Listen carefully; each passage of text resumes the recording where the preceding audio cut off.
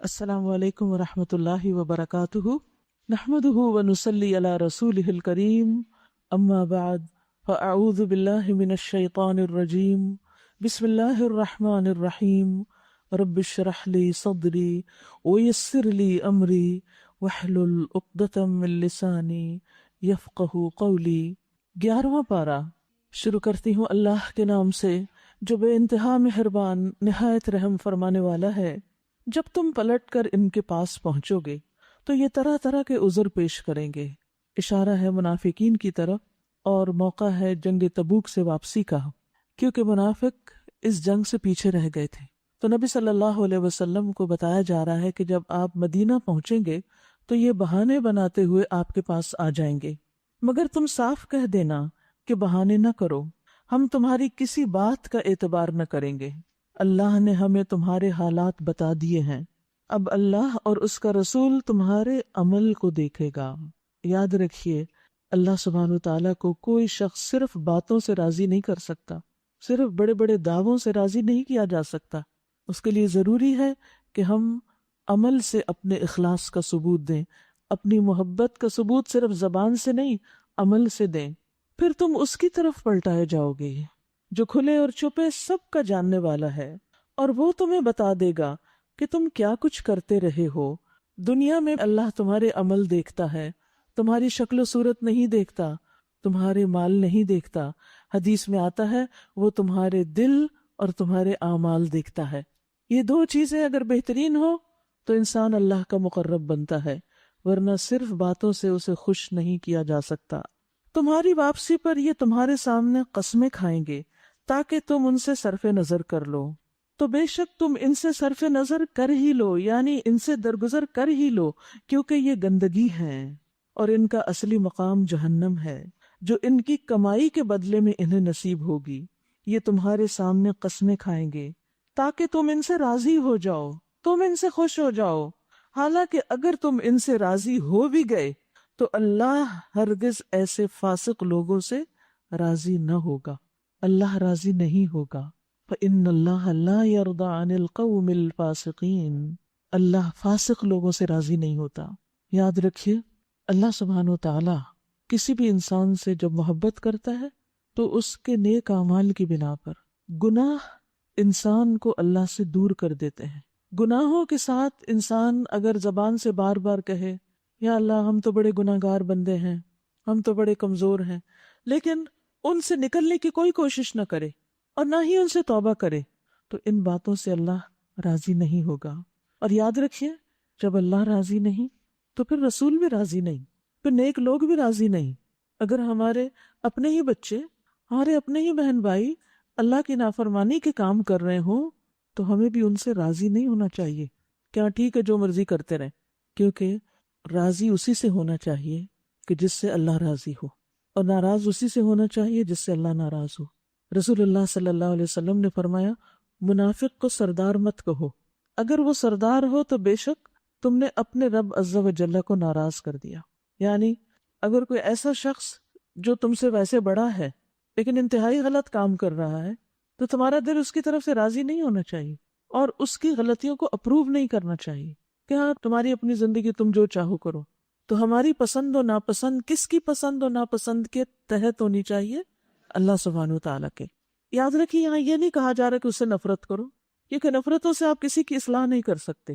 راضی نہیں کا مطلب کیا ہے کہ ہم اس کے غلط کاموں سے اگری نہیں کرتے، اور ہم دعا بھی کرتے، اور ہم کوشش بھی کرتے، اور ہم نصیحت بھی کرتے، اور امر بالمعروف بھی کرتے ہیں کہ تم سیدھے رستے پر آ جاؤ۔ پھر فرمایا، الاعراب اشد کفرا و نفاقا، یہ بدوی عرب، دیہاتی عرب کفر اور نفاق میں زیادہ سخت ہیں، اور ان کے معاملے میں اس امر کے امکانات زیادہ ہیں کہ اس دین کے حدود سے ناواقف رہیں۔ اس کی وجہ یہ ہے کہ وہ علم سے دور ہیں۔ تو یاد رکھیے کہ جو شخص علم حاصل نہیں کرتا، جاننے کی کوشش نہیں کرتا، تو پھر عمل بھی نہیں کر پاتا، عمل سے بھی دور ہوتا چلا جاتا ہے۔ ان کے معاملے میں اس امر کے امکانات زیادہ ہیں کہ اس دین کے حدود سے ناواقف رہیں جو اللہ نے اپنے رسول پر نازل کیا، یعنی قرآن و سنت۔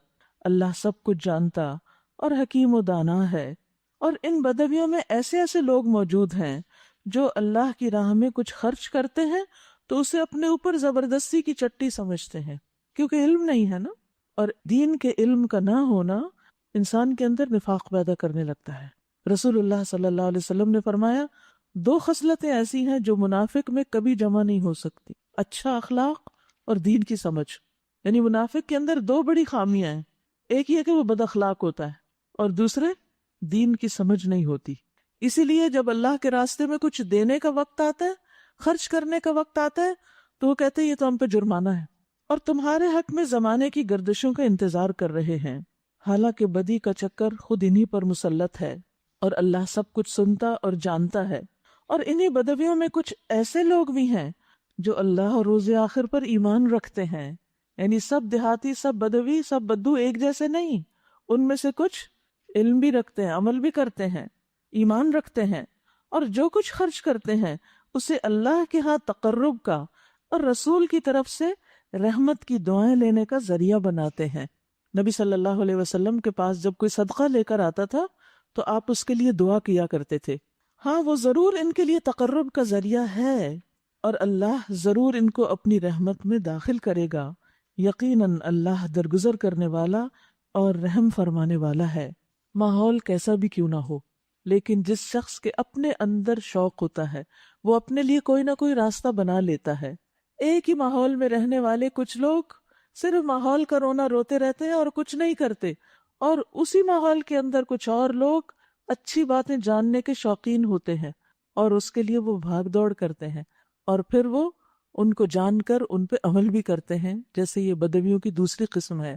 والسابقون الأولون من المهاجرين والأنصار والذين اتبعوهم بإحسان رضي الله عنهم ورضوا عنه وأعد لهم جنات تجري تحتها الأنهار خالدين فيها أبدا ذلك الفوز العظيم۔ وہ مہاجرین و انصار جنہوں نے سب سے پہلے دعوت ایمان پر لبیک کہنے میں سبقت کی، نیز وہ جو بعد میں راست بازی کے ساتھ احسان کے ساتھ ان کے پیچھے آئے، اللہ ان سے راضی ہوا اور وہ اللہ سے راضی ہوئے۔ اللہ نے ان کے لیے ایسے ایسے باغ مہیا کر رکھے ہیں جن کے نیچے نہریں بہتی ہوں گی اور وہ ان میں ہمیشہ رہیں گے، یہی عظیم الشان کامیابی ہے، سب سے بڑی کامیابی یہی ہے۔ یہاں پر آپ دیکھیے کہ اللہ سبحانہ و تعالی راضی ہو گیا کن سے؟ پیچھے منافقین کی بات ہوئی کہ اللہ ان سے راضی نہیں، لیکن یہاں سبقت کرنے والوں سے، نیکی میں آگے بڑھنے والوں سے اللہ راضی ہو گیا اور وہ اللہ سے راضی ہیں۔ اللہ سے راضی ہیں اسی لیے وہ اللہ کی طرف دوڑ کر جاتے ہیں۔ لیکن جو بعد میں آنے والے ہیں ان کے لیے ایک اور شرط لگا دی کہ اب تم احسان کے ساتھ آگے والوں کی پیروی کرو گے، پیچھے چلو گے تو اللہ تم سے راضی ہوگا۔ سبقت کرنے والوں کے لیے احسان کی شرط نہیں رکھی گئی، بعد میں آنے والے فالوورز یا بعد کی جنریشنز میں آنے والے یا جو آہستہ آہستہ چلتے ہیں اس راہ پر، ان کے لیے کہا کہ اگر تم بھی اللہ کی رضا تک پہنچنا چاہتے ہو تو پھر کیا کرو؟ احسان کے درجے میں کام کرو، اچھے سے کام کرو، اور یاد رکھیے جس سے اللہ راضی ہو جائے پھر وہ اس سے کبھی ناراض نہ ہوگا۔ اور احسان کے ساتھ پیروی کرنے کا مطلب کیا ہے؟ اس کا مطلب یہ ہے کہ نمبر 1 انہوں نے ویسا ایمان لانے کی کوشش کی جو پہلوں کا تھا، فَإِنْ آمَنُوا بِمِثْلِ مَا آمَنْتُمْ بِهِ فَقَدْ اهْتَدَوْا۔ پھر اسی طرح اطاعت میں ان کی پیروی کرتے رہے، صِرَاطَ الَّذِينَ أَنْعَمْتَ عَلَيْهِمْ۔ ہمیں بھی وہ راستہ چاہیے، ان کے دل کے اندر بھی یہی شوق تھا کہ ہم بھی ان پہلوں کی طرح ہو جائیں۔ پھر اسی طرح نیک اعمال جتنے بھی ہیں ان میں بھی وہ ان کی پیروی کرتے ہیں۔ آج آپ دیکھیے جب ہم صحابہ اور صحابیات کے حالات پڑھتے ہیں تو پھر ہمارا دل کیا چاہتا ہے کہ ہم بھی کچھ تو کریں جو انہوں نے کیا تھا۔ یہ کیسے ہو سکتا ہے کہ اسی جنت میں وہ بھی ہوں اور ہم بھی ہوں؟ انہوں نے تو اتنی زیادہ قربانیاں کی اور ہم کچھ کیے بغیر وہاں پہنچ جائیں، یہ تو ممکن نہیں۔ ہمیں بھی انہی کے طریقوں پر چلنا ہے اور یہی سیدھا راستہ ہے۔ جب ہم کہتے ہیں نا اہدنا الصراط المستقیم، تو اللہ تعالیٰ کیا فرماتے ہیں؟ صراط الذین انعمت علیہم، انعام یافتہ لوگ، ان کا راستہ سیدھا راستہ ہے۔ یہ ہے وہ انعام یافتہ جن سے اللہ راضی ہو چکا۔ والسابقون الاولون من المہاجرین والانصار، اور پھر یہ وہ لوگ ہیں کہ جنہوں نے کتاب و سنت کی پیروی کی۔ اب آپ دیکھیے کہ یہاں پر اتبعوہم بإحسان، ان کی احسان کے ساتھ پیروی کی۔ آپ بتائیے مجھے کہ سابقین الاولین مہاجرین و انصار میں سے کس فرقے سے تعلق رکھتے تھے، کس گروپ سے تعلق رکھتے تھے، کس مذہب سے تعلق رکھتے تھے؟ اسلام۔ وہ مسلمان تھے اور جو بھی حکم انہیں ملتا تھا وہ کر لیتے تھے۔ تو ہمیں کیا کہا گیا؟ کس کی پیروی کرو، کس کا اتباع؟ ان کا اتباع کرو۔ جس طرح کا دین انہوں نے اختیار کیا ویسا تم بھی اختیار کرو گے تو اللہ راضی ہوگا۔ یاد رکھیے کہ جس کے دل میں واقعی سچی تڑپ ہے نا اللہ کو راضی کرنے کی، پھر وہ ان کے طریقے زندگی کو دیکھے، ان کے لائف سٹائل کو دیکھے۔ تمہارے گرد و پیش جو بدوی رہتے ہیں ان میں بہت سے منافق ہیں، اور اسی طرح خود مدینہ کے باشندوں میں بھی منافق موجود ہیں جو نفاق میں طاق ہو گئے، بہت ہوشیار سمارٹ ہیں، تم انہیں نہیں جانتے۔ اللہ کے رسول صلی اللہ علیہ وسلم دلوں کے حال نہیں جانتے تھے کہ کس کے دل میں ایمان ہے اور کس کے دل میں منافقت۔ ہم ان کو جانتے ہیں، یعنی اللہ ہی کو پتا ہے۔ قریب ہے وہ وقت جب ہم ان کو دوہری سزا دیں گے، یعنی دنیا میں بھی قبر میں بھی، پھر وہ زیادہ بڑی سزا یعنی قیامت کے دن کے لیے واپس لائے جائیں گے۔ یعنی کچھ دن کی بات ہے، دنیا میں بھی ان کی رسوائی ہوگی، مرنے کے بعد قبر میں بھی ہوگی اور پھر آخرت میں بھی۔ تو انسان سوچے اس دنیا کی خاطر اپنے آپ کو انسان داؤ پہ لگا دے، ہمیشہ ہمیشہ کی ذلت اور ہمیشہ کی تکلیف صرف دنیا کی چند خوشیوں کے لیے، چند فائدوں کے لیے۔ انسان رک کے سوچے تو صحیح کہ میں جس چیز کے لیے بھاگ دوڑ کر رہا ہوں یہ میری آخرت میں کتنی کام آنے والی ہے، مجھے کیا فائدہ پہنچانے والی ہے۔ پھر فرمایا کچھ اور لوگ ہیں جنہوں نے اپنے قصوروں کا اعتراف کر لیا، یعنی منافقت سے نکل آئے ہیں، ان کا عمل مخلوط ہے، کچھ نیک اور کچھ بد، یعنی اسٹرگل کر رہے ہیں بیچ بیچ میں۔ ابھی بعید نہیں کہ اللہ ان پر مہربان ہو جائے کیونکہ وہ درگزر کرنے والا اور رحم فرمانے والا ہے۔ یعنی انسان منافقت سے کب نکل سکتا ہے؟ جب وہ توبہ کر لے۔ یہ سورت بھی کون سی سورت ہے؟ التوبہ۔ تو جب انسان توبہ کرتے ہیں تو پھر عسى اللہ ان یتوب علیہم، کیونکہ اللہ غفور الرحیم ہے۔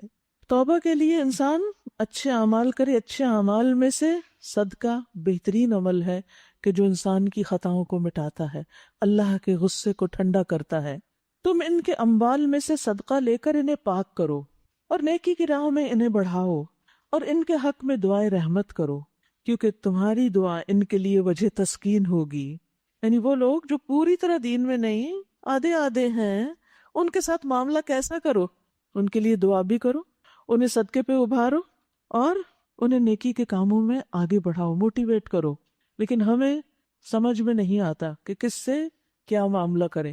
ہم چاہتے ہیں ایک ہی دن میں سب ٹھیک ہو جائے اور سب اعلیٰ درجے کے مسلمان بن جائے۔ نہیں، ہر ایک کے حالات فرق ہوتے ہیں۔ کچھ لوگ تو سابقین ہوتے ہیں، وہ دوڑ لگا کے آگے چلے جاتے ہیں، اور کچھ لوگ ان کو دیر تک سٹرگل کرنی پڑتی ہے۔ تو ایسے لوگ جو سٹرگل کر رہے ہوں، ملے جلے اعمال کر رہے ہوں، ان کے لیے دعائیں کرو، ان کو صدقے کی ترغیب دو، اور اللہ سب کچھ سنتا اور جانتا ہے۔ کیا ان لوگوں کو معلوم نہیں کہ وہ اللہ ہی ہے جو اپنے بندوں کی توبہ قبول کرتا ہے؟ وہ ان کا بھی رب ہے اور ان کی خیرات قبول کرتا ہے۔ یعنی گناہوں کے باوجود اگر کوئی شخص اللہ کے راستے میں مال خرچ کرتا ہے تو اللہ تعالیٰ اس کو قبول کر لیتے ہیں۔ اور یہ کہ اللہ بہت معاف کرنے والا اور رحیم ہے۔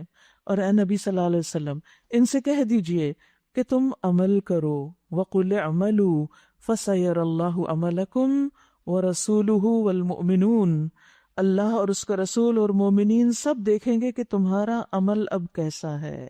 خالص منافقین سے بھی کہا گیا کہ عمل کر کے دکھاؤ، اور اب بیچ بیچ کے لوگوں سے بھی کیا کہا گیا؟ عمل کر کے دکھاؤ، تمہارا عمل دیکھا جائے گا، اس پر فیصلہ ہوگا، کیونکہ قیامت کے دن انسان کے درجات اسی کے مطابق ہوں گے جو وہ عمل کر کے لائے ہوں گے۔ وَلِكُلٍّ دَرَجَاتٌ مِّمَّا عَمِلُوا، پھر تم اس کی طرف پلٹائے جاؤ گے جو کھلے اور چھپے سب کو جانتا ہے، اور وہ تمہیں بتائے گا کہ تم کیا کرتے رہے ہو۔ یعنی اللہ کے پاس جب پہنچو گے تو تمہارے اعمال تمہیں دکھا دے گا۔ کچھ دوسرے لوگ ہیں جن کا معاملہ ابھی اللہ کے حکم پہ ٹھہرا ہوا ہے، چاہے انہیں سزا دے اور چاہے ان پر اثر نو مہربان ہو جائے، اللہ سب کچھ جانتا اور حکیم و دانا ہے۔ یاد رکھیے سورۃ توبہ 9 ہجری میں نازل ہوئی اور آخری صورتوں میں سے ہے۔ اس وقت نبی صلی اللہ علیہ وسلم نے دین کا ایک بڑا حصہ لوگوں تک پہنچا دیا تھا۔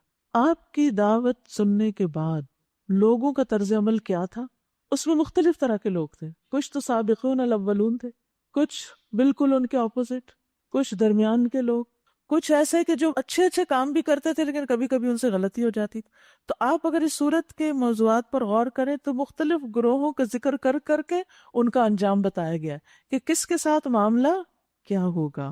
کچھ اور لوگ ہیں جنہوں نے ایک مسجد بنائی اس غرض کے لیے کہ دعوت حق کو نقصان پہنچائیں، نیکی کے پردے میں دین کی بے کنی، دین کو نقصان دینا. منافقین کی طرف اشارہ ہے. جب نبی صلی اللہ علیہ وسلم تبوک کے لیے جا رہے تھے تو انہوں نے اس وقت اسی دوران ایک مسجد بنائی اور بہانہ یہ کیا کہ کچھ لوگ بوڑھے ہیں، بزرگ ہیں، بیمار ہیں، وہ سب مسجد قباء تک نہیں جا سکتے، اس لیے ہمیں اجازت دی جائے کہ ہم ایک الگ مسجد بھی بنا لیں. اور اس علاقے میں منافقین کثرت سے رہتے تھے جہاں انہوں نے یہ مسجد بنائی. اور مقصد کیا تھا؟ تاکہ یہاں الگ بیٹھ کر مسلمانوں کے خلاف سازشیں کی جا سکیں. یعنی انہوں نے ایک طرح سے مقابلے پر اپنا ایک مرکز بنایا. اور نبی صلی اللہ علیہ وسلم کو بھی راضی کرنا تھا. آپ کے پاس آئے کہنے لگے کہ آپ اس کا افتتاح کر دیں تاکہ سب لوگوں کو یہ ہو کہ آپ کی اپروول سے یہ سب کچھ ہوا ہے، جبکہ حقیقت میں آپ اس سے راضی نہیں تھے. اب جب آپ واپس آ رہے تھے مدینہ تبوک سے ہو کر تو اللہ سبحانہ و تعالیٰ نے آپ کو پہلے ہی خبردار کر دیا کہ آپ اس مسجد میں نہیں جائیں گے، کیونکہ وہ مسجد زرار ہے، نقصان دینے والی مسجد ہے.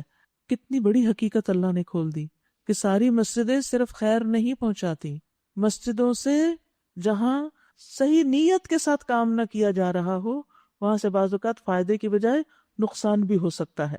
یہ اس لیے بنائی گئی تاکہ دین کو نقصان دیا جائے اور کفر کریں، یعنی اللہ کی بندگی کے بجائے وہاں اللہ کی نافرمانی کے کام کریں اور اہل ایمان میں پھوٹ ڈالیں، اور اس بظاہر عبادت گاہ کو اس شخص کے لیے کمین گاہ بنائیں جو اس سے پہلے اللہ اور اس کے رسول کے خلاف برسر پیکار ہو چکا ہے.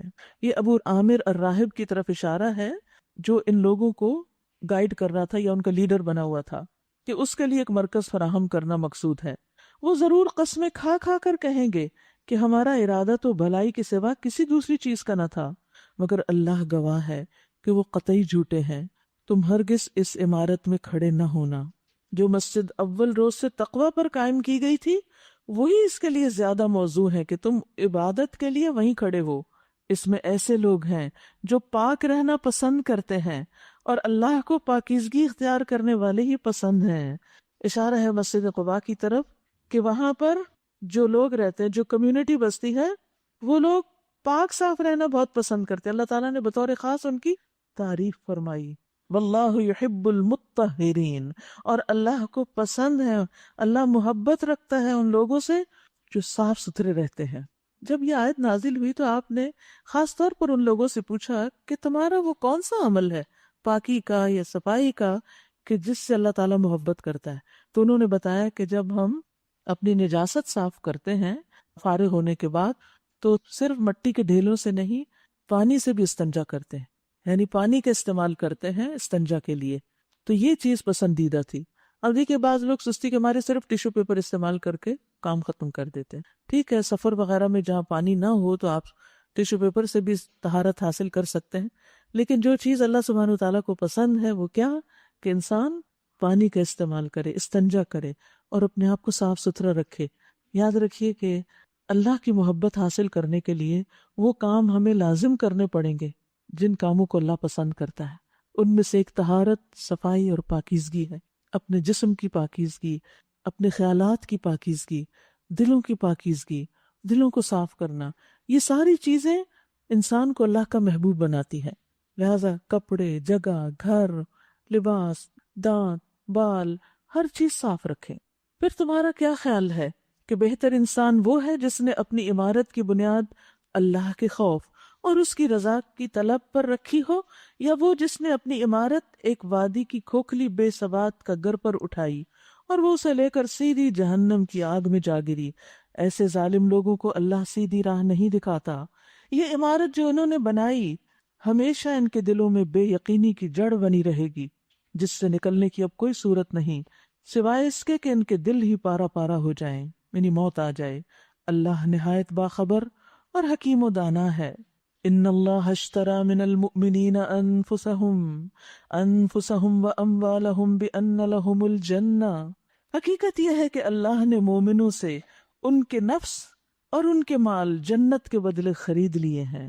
وہ اللہ کی راہ میں لڑتے اور مارتے اور مرتے ہیں، ان سے جنت کا وعدہ اللہ کے ذمے ایک پختہ وعدہ ہے، تورات اور انجیل اور قرآن میں۔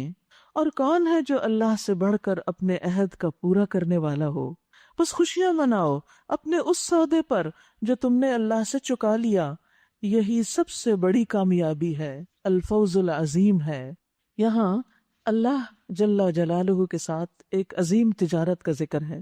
اگر اس تجارت کی عظمت کو دیکھنا ہو، اس کی اہمیت کو جاننا ہو، تو آپ دیکھیے کہ خریدار کون ہے، کون خرید رہا ہے آپ کی جان اور مال، کس کو دے رہے ہیں؟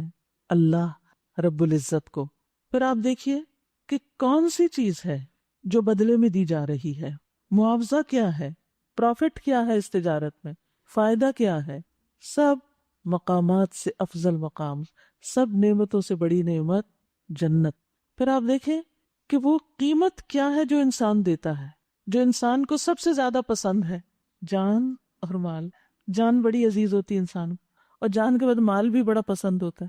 پھر آپ دیکھیے کہ کس کے ہاتھ پر یہ معاہدہ ہو رہا ہے، رسول اللہ صلی اللہ علیہ وسلم کے ہاتھ پر، کیونکہ لوگ آپ سے بیعت کرتے تھے نا جان پر، کہ ہم اس راستے میں اپنی جان دینے کے لیے بھی حاضر ہیں، صحابہ کرام کا طرز عمل، اور رسول اللہ صلی اللہ علیہ وسلم اللہ کی محبوب ترین ہستی۔ پھر یہ معاہدہ کہاں لکھا گیا ہے، کس کتاب میں؟ قرآن مجید میں۔ تو اس سے آپ اندازہ لگائیں کہ یہ معاہدہ کتنا عظیم معاہدہ ہے اور کتنا سچا ہے، انتہائی قیمتی۔ رسول اللہ صلی اللہ علیہ وسلم نے فرمایا، الا ان سلعۃ اللہ غالیہ، الا ان سلعۃ اللہ الجنہ۔ لوگو سن لو، اللہ کا سودا بڑا مہنگا ہے، یہ سودا بڑا مہنگا ہے، یہ سستی نہیں ہے جنت۔ سن لو، اللہ کا سودا جنت ہے۔ تو جو جنت کا خریدار ہے اس کو پھر اس کی قیمت دینی ہوگی۔ جنت مفت میں نہیں ملتی۔ آپ دیکھیے دنیا میں اگر ایک چھوٹا سا گھر آپ نے بنانا ہو تو انسان کو کتنی مشقتوں سے گزرنا پڑتا ہے، ہر چیز کو کٹ ڈاؤن کر کے آپ پیسے بچا کے گھر بناتے ہیں۔ تو جنت جس میں کوڑا رکھنے کی جگہ دنیا و ما فیہا سے بہتر ہے، پوری دنیا سے بہتر ہے، تھوڑی سی جگہ بھی اس کی، اس جیسی کوئی چیز دنیا میں ہے بھی نہیں، کیا وہ ایسی مل جائے گی؟ ام حسبتم ان تدخلوا الجنت، کیا تم سمجھتے ہو یوں ہی جنت میں چلے جاؤ گے، ایسے ہی داخل ہو جاؤ گے؟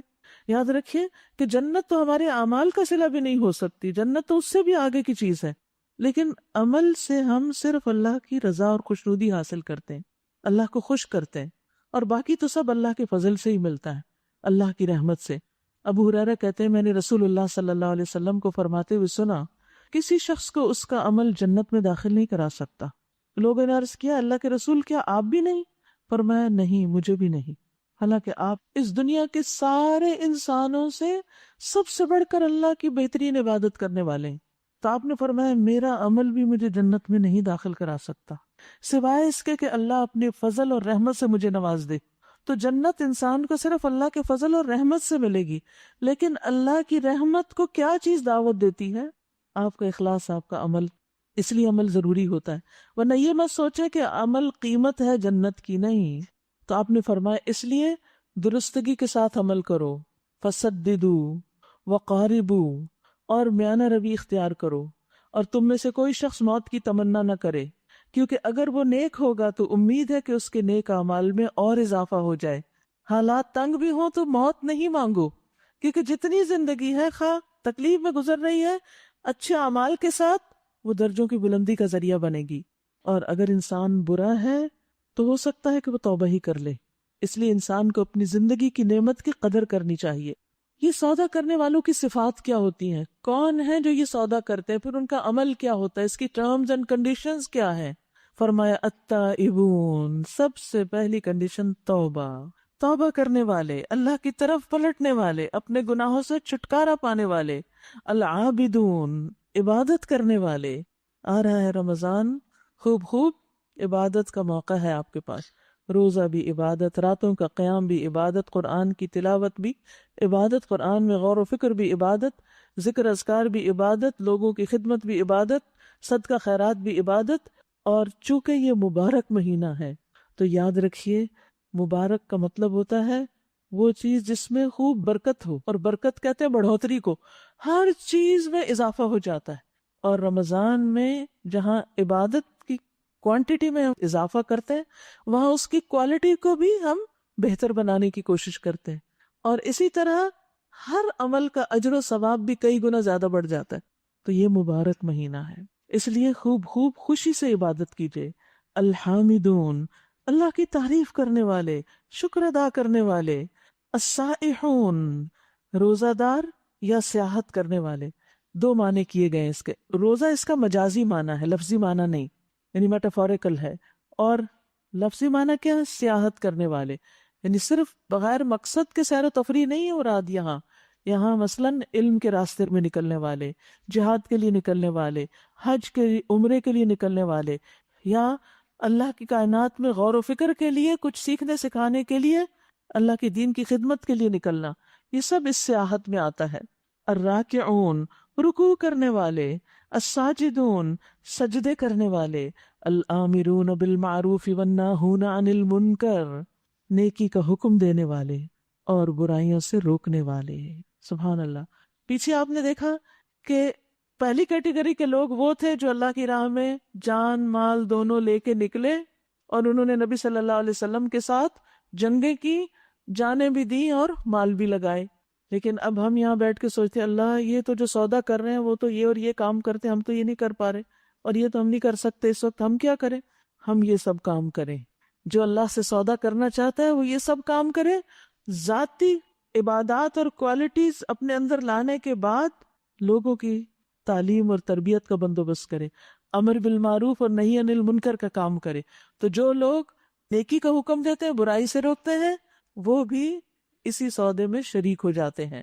والحافظون لحدود اللہ، پہلے آپ دیکھیے کرنے کے کام بتائے گئے، عبادت، تعریف، سیاحت، رکوع، سجدے، امر بالمعروف، نہی عن المنکر، اور اختتام کس پہ کیا گیا؟ ساری حدود کی حفاظت، اعتدال کے ساتھ سارے کام، اور پھر حرام میں نہیں پڑنا، اللہ کی حدود کی حفاظت کرنی، جہاں جہاں اللہ نے روکا یا رک جاؤ وہاں رک جانا ہے، اس سے آگے نہیں بڑھنا۔ وبشر المؤمنین، اور اے نبی صلی اللہ علیہ وسلم ان مومنوں کو خوشخبری دے دیجئے کہ جو یہ کام کریں گے ان سے اللہ کا وعدہ پکا ہے، اور اللہ کا وعدہ سچا ہے، اللہ اپنے وعدے کی خلاف ورزی نہیں کرتا۔ لہٰذا یہ لسٹ اپنے سامنے رکھیے اور دیکھیے کہ ہمارے رکوع کیسے ہیں، سجدے کیسے ہیں۔ افسوس کے ساتھ کہنا پڑتا ہے بعض لوگوں کو صحیح رکوع کی پوزیشن بھی نہیں پتا، نمازیں ٹھیک نہیں ہیں۔ پہلی فرصت میں نماز صحیح کرنے کی کوشش کریں، سارے اس کے جو آداب اور شرائط اور سنن اور واجبات اور فرائض اس میں، ان سب کو صحیح کریں۔ اور اس کے لیے ایک کتاب میں نے یہاں رکھی تھی، نماز نبوی، میں نے اس کتاب کو کئی دفعہ بس ایک ایک صفحہ کر کے تھوڑا تھوڑا کر کے پڑھا ہے کہ یہ کیا حکم ہے، میں نے کر لیا کہ نہیں، اپنے آپ کو چیک کرتے رہیں، کیونکہ ہم پڑھ کے پھر بھول جاتے ہیں نا۔ تو عمل کے لیے ہر سٹیپ کو اس کو پڑھیں۔ اس کے لیکچرز بھی اگر چیزیں سمجھ نہ آئے تو اس میں مزید ڈیٹیل بھی ہے، وہ بھی آپ ویب سائٹ سے سن سکتے ہیں۔ تو یاد رکھیے کہ یہاں پر عبادت کے بعد خصوصاً پھر رکوع سجدے کا ذکر ہے، اور آپ یاد رکھیے کہ رمضان میں ہم سب سے زیادہ رکوع اور سجدے کرتے ہیں۔ تو رکوع کے لیے پوزیشن درست کیجئے، یعنی جب آپ کھڑے ہو تو آپ کی کمر اس طرح ہونی چاہیے، اسٹریٹ، بالکل برابر، ہموار، کے اوپر کچھ رکھے تو وہ گرے نہیں، ٹھیک ہے؟ اور سجدہ جو ہے وہ بھی پراپر طریقے سے کریں۔ کچھ لوگ ایسے بازو لمبے کر لیتے ہیں، تو حدیث میں واضح طور پر آتا ہے کہ کتے کی طرح بازو نہ پھیلائے جائیں، کیونکہ اس طرح جب ہم سجدہ کرتے ہیں تو یہ لگتا ہے لیٹ ہی گئے زمین پر۔ سجدہ اس طرح کریں کہ واقعی محسوس ہو کہ پیشانی اور ناک بھی زمین پہ لگ رہا ہے۔ کچھ لوگ جلدی سے سجدہ کر کے اٹھ جاتے ہیں، ناک زمین پہ ہی نہیں لگتا، سجدہ نہیں ہوتا۔ تو ان چیزوں کا بھی دھیان رکھیے۔ نبی صلی اللہ علیہ وسلم کو اور ان لوگوں کو جو ایمان لائے زیبا نہیں کہ مشرکین کے لیے مغفرت کی دعا کریں، یعنی شرک کی حالت میں جو فوت ہو جائیں ان کے لیے دعا نہیں کر سکتے، چاہے وہ ان کے رشتہ داری کیوں نہ ہوں، جبکہ ان پہ یہ بات کھل چکی کہ وہ جہنم کے مستحق ہیں۔ ابراہیم علیہ السلام نے اپنے باپ کے لیے جو دعائیں مغفرت کی تھی وہ اس وعدے کی وجہ سے تھی جو اس نے اپنے باپ سے کیا تھا، مگر جب اس پر یہ بات کھل گئی کہ اس کا باپ اللہ کا دشمن ہے تو وہ اس سے بیزار ہو گیا۔ حق یہ ہے کہ ابراہیم علیہ السلام بڑے رقیق القلب اور بہت بردبار انسان تھے، بہت درد مند، آہیں بھرنے والے، بہت تحمل والے تھے، ہر ایک کی خیر خواہی کرتے تھے۔ تو یاد رکھیے ہمیں اپنی پسند و ناپسند کو اللہ کی پسند کے تابع کرنا ہے. جس سے وہ راضی ہم بھی اس سے راضی، جس سے وہ ناراض ہم بھی اس سے ناراض، جس کا وہ دوست ہم بھی اس کے دوست. اللہ کے ولیوں سے دشمنی نہیں کرنی، اور جس کا وہ دشمن ہم بھی اس سے عداوت رکھتے ہیں. یہ واضح ہے. اور پھر جس کے لیے دعا کرنے سے منع کر دیا، ہم اللہ سے بڑھ کے مہربان نہیں ہیں. اللہ اپنے بندوں پر سب سے زیادہ مہربان ہے. لہٰذا جب کوئی شخص انتہائی سرکشی میں اللہ کی نافرمانی کرتے ہوئے، شرک کرتے ہوئے دنیا سے چلا جاتا ہے اور توبہ کیے بغیر، تو پھر اللہ تعالیٰ کہتا ہے یہاں رک جاؤ، حافظون لحدود اللہ، یہ اللہ کی حد ہے، یہاں رک جاؤ، اب تم دعا نہیں کر سکتے. زندگی میں جتنی چاہے دعائیں کرو ان کے لیے کہ اللہ ان کو ہدایت دے، لیکن اگر وہ گمراہی پہ چلے گئے تو اب دعا نہیں ہو سکتی. یاد رکھیے جو شخص اپنے ایمان کو مکمل کرنا چاہتا ہے اس کے لیے لازم ہے کہ اللہ کی رضا کو ہر چیز پر مقدم رکھے. رسول اللہ صلی اللہ علیہ وسلم نے فرمایا جو شخص اللہ تعالیٰ کی رضا کے لیے کچھ دے اور اللہ ہی کی خاطر روک لے، اللہ کے لیے محبت کرے، اللہ کے لیے نفرت کرے، اللہ کی رضا کے لیے نکاح کرے، اس نے اپنا ایمان مکمل کر لیا. یہ بعض لوگ کہتے ہیں نا ہم کو شادی کی ضرورت نہیں، لیکن اللہ اس میں راضی ہے کہ نکاح کا موقع ہو تو انسان اس کا انکار نہ کرے ایک سنت کو مکمل کرنے کے لیے. ہاں اگر موقع نہیں تو پھر صبر اور تقوی سے کام لے، غلط طریقے اختیار نہ کرے. وَمَا كَانَ اللَّهُ لِيُضِلَّ قَوْمًا بَعْدَ إِذْ هَدَاهُمْ، اللہ کا یہ طریقہ نہیں کہ لوگوں کو ہدایت دینے کے بعد پھر گمراہی میں مبتلا کرے، جب تک کہ انہیں صاف صاف نہ بتا دے کہ انہیں کن چیزوں سے بچنا چاہیے. یعنی اللہ تعالیٰ پہلے بتا دیتا ہے کہ کس کس چیز سے بچو، اور پھر جب لوگ باز نہیں آتے تو پھر اللہ تعالیٰ ان سے توفیق بھی چھین لیتا ہے اور ان کو پھر غلط راستے پر ڈال دیتا ہے. ورنہ اللہ کسی کو بھٹکنے کے لیے نہیں چھوڑتا. یہ جو ہم بات سنتے ہیں تو پھر ہم پریشان ہو جاتے ہیں کہ وہ جس کو چاہتا ہے ہدایت دیتا ہے، وہ جس کو چاہتا ہے گمراہ کرتا ہے. کہتے ہیں اچھا اللہ گمراہ کر دیتا ہے تو پھر وہ ہدایت کیسے پائے؟ نعوذ باللہ، اللہ کا قصور ہے کہ وہ ہدایت نہیں. بات یہ ہے کہ یہ آیت اگر یاد رہے تو اس کنفیوژن کا جواب مل جائے گا آپ کو ہمیشہ. اللہ کا طریقہ نہیں کہ لوگوں کو ہدایت دینے کے بعد پھر گمراہ کر دے. یعنی اللہ کسی کو گمراہ نہیں کرتا جب تک کہ انہیں صاف صاف نہ بتا دے کہ انہیں کن چیزوں سے بچنا چاہیے. یعنی وہ حق کا راستہ کھول کے رکھتا ہے، پھر اگر کوئی شخص حق کو لینا ہی نہیں چاہتا تو پھر اللہ اس کو اس کے حال پہ چھوڑ دیتا ہے. در حقیقت اللہ ہر چیز کا علم رکھتا ہے، اور یہ بھی واقعہ ہے کہ اللہ ہی کے قبضے میں آسمان و زمین کی سلطنت ہے، اسی کے اختیار میں زندگی اور موت ہے، اور تمہارا کوئی حامی و مددگار ایسا نہیں جو تمہیں اس سے بچا سکے. لقد تاب اللہ علی النبی والمہاجرین والانصار الذین اتبعوہ فی ساعۃ العسرہ، اللہ نے معاف کر دیا نبی کو اور ان مہاجرین و انصار کو جنہوں نے بڑی تنگی کے وقت میں نبی کا ساتھ دیا تھا. اشارہ ہے غزوہ تبوک کی طرف. اگرچہ ان میں سے کچھ لوگوں کے دل کجی کی طرف مائل ہو چلے تھے، یعنی وہاں جانے سے جی چرانے لگے تھے، مگر جب انہوں نے اپنے دل کی نہیں مانی بلکہ نبی کا ساتھ دیا تو اللہ نے انہیں معاف کر دیا، ان کی کوششوں پر انہیں بخش دیا.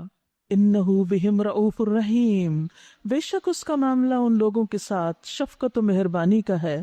یہاں پر ساعت الاسرہ کی بات ہے، تنگی کا وقت، تنگی کی گھڑی، مصیبت کے اوقات، پریشانی کا وقت. کبھی گزرا آپ پر؟ پھر کیا کرتے ہیں اس وقت؟ اللہ اللہ اللہ نے مصیبتوں کے اوقات کو بھی یہاں بیان کیا قرآن میں، ساعت الاسرہ. اور پھر مصیبت میں گرفتار ہونے والوں کی حوصلہ افزائی بھی کی ہے کہ اگر کوئی مصیبت میں پھنس جاتا ہے تو پھر کیا ہوتا ہے، اللہ اس کو اس کی وجہ سے معاف بھی کر دیتا ہے. جو شخص مصیبت کے وقت، تکلیف کے وقت اللہ کو یاد کرتا ہے اور اپنا فرض نہیں بھولتا. کچھ لوگ تو ہوتے ہیں نا جب ان پہ مصیبت آتی ہے تو وہ کیا کرتے ہیں، اللہ سے ناراض ہو جاتے ہیں، اچھے کام چھوڑ دیتے ہیں، جو کر رہے ہیں وہ بھی چھوڑ دیتے ہیں. اللہ راضی نہیں ہوتا اس پر. لیکن جو شخص مصیبت کے وقت اپنی ذمہ داری پوری کرتا ہے، تکلیف کے ساتھ بھی اپنے فرض کو نبھاتا ہے، تو اللہ سبحانہ وتعالی ان کو بہت بڑے اجر سے نوازتا ہے، ان کو بخش دیتا ہے. یاد رکھیے کوئی بھی پریشانی، کوئی مصیبت، کوئی تنگی، کوئی تکلیف ہمیشہ کے لیے نہیں ہوتی سوائے جہنم کے. دنیا کی جتنی بھی تکلیفیں ہیں وہ وقتی ہوتی ہے، سٹریس آتا ہے، پریشانی آتی، لیکن وقت گزر جاتا ہے. ابو رزین سے مروی ہے کہ نبی صلی اللہ علیہ وسلم نے فرمایا اللہ ہمارا رب عز و جل اپنے بندوں کی مایوسی پہ ہنستا ہے، یعنی جب بندے مایوس ہونے لگتے ہیں تو اللہ سبحانہ وتعالیٰ ہنستا ہے، حالانکہ حالات کی تبدیلی قریب ہوتی ہے، بس تھوڑی سی دیر اور باقی ہے مشکل میں۔ اس پر ابو رزین نے عرض کیا کیا رب عز و جل بھی ہنستا ہے؟ اللہ تعالیٰ بھی ہنستے ہیں؟ ان کے لیے بات بڑی حیرت انگیز تھی، کیونکہ ہمارے ذہن میں اللہ تعالیٰ کا کانسیپٹ کیا ہے، بہت کوئی ڈرانے والی چیز، کوئی خوف دلانے والی، ناراض، اور نہیں، اللہ سبحانہ وتعالیٰ مہربان ہے، بخشتا ہے، رحم فرماتا ہے، حلیم ہے، کریم ہے، اور اس کے ساتھ ساتھ ہنستا بھی ہے، مسکراتا بھی ہے، بندوں سے محبت بھی کرتا ہے، سبحان اللہ۔ تو انہوں نے پوچھا کہ اللہ تعالیٰ ہنستا بھی ہے؟ آپ نے فرمایا ہاں۔ میں نے عرض کیا جو رب ہنستا ہے ہم اس کے ہاں خیر و بھلائی کو گم نہیں پا سکتے، یعنی وہاں سے تو خیر و بھلائی ضرور ملے گی۔ وَلِلَّهِ الْمَثَلُ الْأَعْلَىٰ۔ انسانوں میں بھی آپ دیکھیے کہ جو شخص مسکراتا ہو، ہنستا ہو، اس سے بات کرنا آسان ہوتی ہے، اس کے پاس اپنا مطالبہ لے جانا، اس سے کوئی کام کروانا، یا اگر عام طور پر نہ ہنستا ہو تو جس وقت وہ ہنس رہا ہو تو وہ کام کروانے کا وقت ہوتا ہے۔ اکثر خواتین اپنے ہسبینڈز کے ساتھ یہی معاملہ کرتے ہیں۔ یہ ہمیشہ یاد رکھیے کسی بھی تنگی کے وقت کہ ہر تنگی کے ساتھ دو آسانیاں ہیں۔ قرآن مجید میں آتا ہے فَإِنَّ مَعَ الْعُسْرِ يُسْرًا إِنَّ مَعَ الْعُسْرِ يُسْرًا، بلا شبہ ہر مشکل کے ساتھ آسانی ہے۔ اب آپ دیکھیے یسر، عسر، یسر، عسر کو دونوں طرف سے یسر نے گھیرا ہوا ہے، پہلے آسانی تھی، بعد میں بھی آئے گی، اب یہ تھوڑی سی بیچ میں عسر ہے، تنگی ہے۔ رسول اللہ صلی اللہ علیہ وسلم نے فرمایا مدد صبر کے ساتھ ہے، صبر کرو گے مدد آ جائے گی، کشادگی تنگی کے ساتھ ہے، اور بے شک تنگی کے ساتھ آسانی ہے، اور بے شک اسی تنگی کے ساتھ ایک اور آسانی ہے، یعنی اس میں بھی خیر ہوتی ہے۔ کچھ اور لوگوں کی بات وَعَلَى الثَّلَاثَةِ الَّذِينَ خُلِّفُوا، اور ان تینوں کو بھی اللہ نے معاف کر دیا جن کے معاملے کو ملتوی کر دیا گیا تھا، فوراً ان کی توبہ نہیں قبول ہوئی، کچھ عرصے کے بعد، 40 دن کے بعد۔ یہ 3 لوگ تھے کہ جو جنگ تبوک میں جانے کا ارادہ رکھتے تھے، سستی کی وجہ سے پیچھے رہ گئے اور پھر رہ ہی گئے، جا ہی نہ سکے۔ نبی صلی اللہ علیہ وسلم جب واپس آئے تو منافقین بہانے بناتے ہوئے آگے، جھوٹی قسمیں کھاتے ہوئے تاکہ آپ کو خوش کر دیں، لیکن یہ 3 لوگ چونکہ سچے مومن تھے، انہوں نے جھوٹ نہیں بولا، انہوں نے آ کر اعتراف کر لیا اپنی غلطی کا کہ ہم سے کوتاہی ہوئی، ہماری سستی ہے، اس وجہ سے ہم لیٹ ہوئے۔ اگر جھوٹ بول کے ہم آپ کو راضی کر بھی دیں تو اللہ آپ کو سچ بتا دے گا، اس لیے ہم جھوٹ نہیں بولیں گے۔ تو ان کے معاملے کو پوسٹ پون کر دیا گیا کہ ٹھیک ہے اب انتظار کرو، پھر دیکھتے ہیں اللہ کی طرف سے کیا حکم آتا ہے۔ اب ہوا کیا کہ 40 دن تک سب مدینہ کے لوگوں نے ان سے نبی صلی اللہ علیہ وسلم یا اللہ سبحانہ وتعالیٰ کے دراصل حکم پر بائیکاٹ کر لیا، کوئی ان میں سے کسی سے نہیں بولتا تھا۔ تو اس کا نتیجہ کیا ہوا؟ جب زمین اپنی ساری وسعت کے باوجود ان پر تنگ ہو گئی اور ان کی اپنی جانیں بھی ان پہ بوجھ ہونے لگی، آپ سوچیے اگر کوئی انسان دنوں تک بات نہ کر سکے کسی سے تو اس کا حال کیا ہو؟ تو ان پر اپنی جان بھی ان کو بوجھ لگنے لگی، زندگی میں کوئی لطف نہ رہا، اور انہوں نے جان لیا کہ اللہ سے بچنے کے لیے کوئی جائے پناہ خود اللہ کے ہی دامن رحمت کے سوا نہیں۔ تو اللہ اپنی مہربانی کے ساتھ ان کی طرف پلٹا تاکہ وہ اس کی طرف پلٹ آئیں۔ ثم تاب علیہم لیتوبوا، توبہ توبہ، یقیناً وہ بڑا معاف کرنے والا اور رحیم ہے۔ یاد رکھیے کہ یہ سبق بہت اہم ہے۔ وَظَنُّوا أَن لَّا مَلْجَأَ مِنَ اللَّهِ إِلَّا إِلَيْهِ، کوئی پناہ کی جگہ نہیں اللہ سے بچ کے، اللہ سے دور ہو کے جہاں انسان پناہ لے سکے، مگر یہ کہ اللہ ہی کے دامن میں پناہ لے، کوئی اور پناہ نہیں دے سکتا۔ اللہ سے بھاگ کر کہاں جائیں گے؟ اللہ سے ناراض ہو کر کہاں جائیں گے؟ سب کچھ تو اللہ ہی کے پاس ہے، مالک وہ ہے، اس لیے اس کی طرف رجوع کرتے رہیں۔ رسول اللہ صلی اللہ علیہ وسلم اپنے رب سے روایت کرتے ہیں، اللہ تعالیٰ فرماتے ہیں اے میرے بندو، تم سب گمراہ ہو سوائے اس کے جسے میں ہدایت دوں، پس تم مجھ سے ہدایت مانگو میں تمہیں ہدایت دوں گا۔ یہ اللہ کا وعدہ ہے۔ آپ بہانہ نہ کریں کہ اللہ مجھے نہیں ہدایت دے رہا تو میں کیا کروں، نہیں، آپ مانگے اللہ سے ہدایت۔ اے میرے بندو، تم سب بھوکے ہو سوائے اس کے جسے میں کھلاؤں، تم مجھ سے کھانا مانگو میں تمہیں کھانا کھلاؤں گا۔ اے میرے بندو، تم سب برہنہ ہو سوائے اس کے جسے میں لباس پہناؤں، لہٰذا تم مجھ سے لباس مانگو میں تمہیں لباس پہناؤں گا۔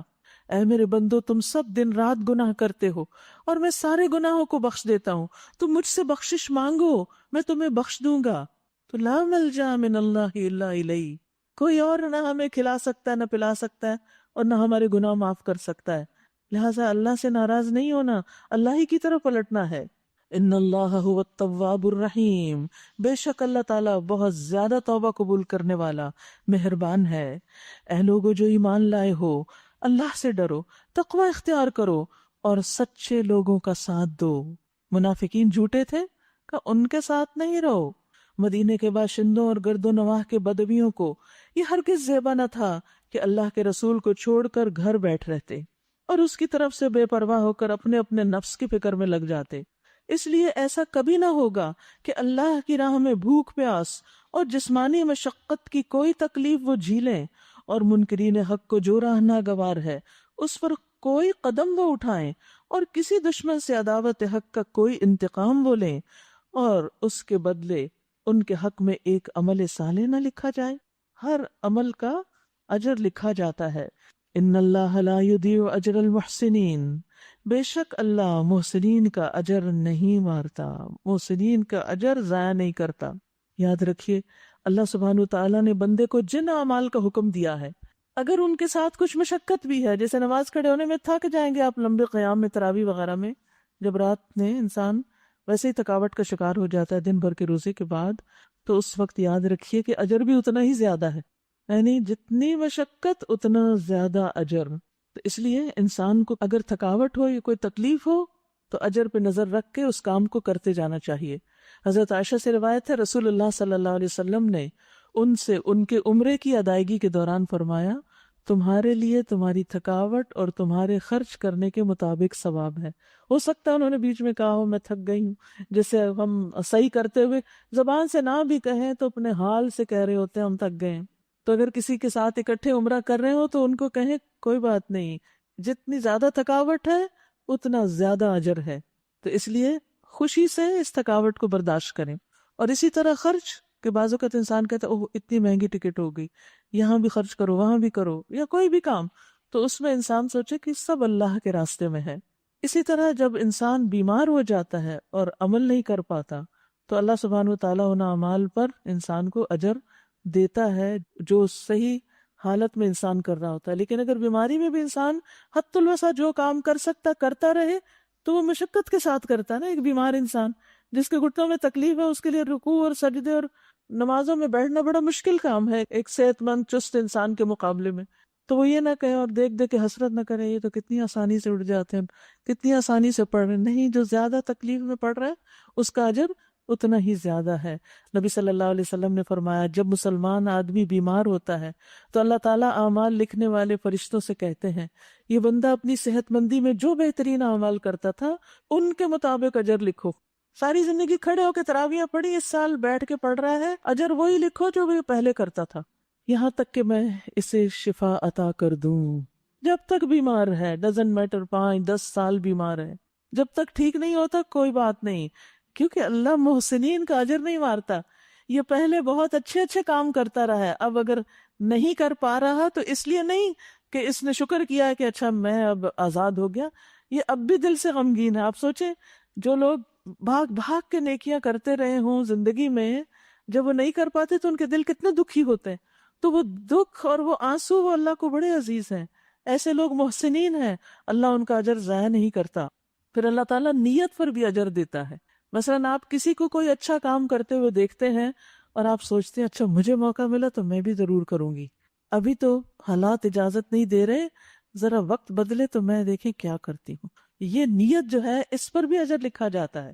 اسی طرح یہ کبھی نہ ہوگا کہ وہ اللہ کی راہ میں تھوڑا یا بہت کوئی خرچ اٹھائیں اور کوئی وادی وہ پار کریں اور ان کے حق میں اسے لکھ نہ لیا جائے تاکہ اللہ ان کے سچے کارنامے کا صلہ انہیں عطا کرے. وما كان المؤمنون لينفروا كافة فلولا نفر من كل فرقة منهم طائفة ليتفقهوا في الدين ولينذروا قومهم اذا رجعوا الیہم لعلہم یحذرون. اور کچھ ضروری نہ تھا کہ اہل ایمان سارے کے سارے ہی نکل کھڑے ہوتے.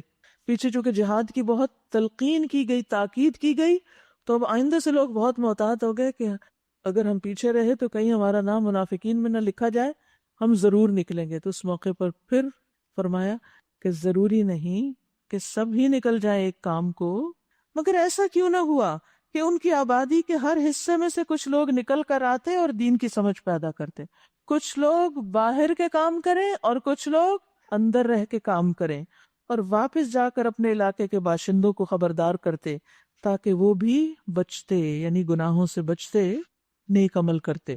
اس میں ایک بہت زبردست ہدایت دی گئی ہے، اور وہ کیا ہے کہ مسلمانوں کی ہر بستی میں سے ایسے لوگ ضرور نکلنے چاہیے جو نکل کر دین سیکھیں، دین کی خاطر سیاحت کریں، علم کی خاطر سفر کریں، کیونکہ سب لوگ تو اپنی بستیاں چھوڑ کے نہیں جا سکتے، اور وہ سیکھ کر آئیں اور باقی جو پیچھے لوگ ہیں ان کو آ کے سکھائیں تاکہ ان تک بھی دین کا علم پہنچے۔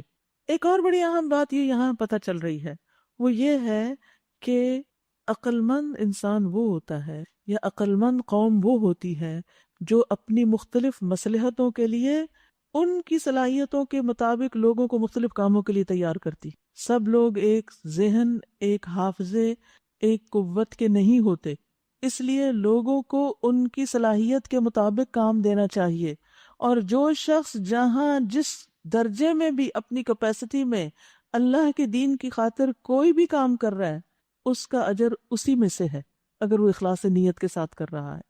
اب یہاں دیکھیں کتنی زبردست تقسیم کر دی گئی کہ اگر تم سارے نکل جاؤ گے تو پھر یہ کام کون کرے گا؟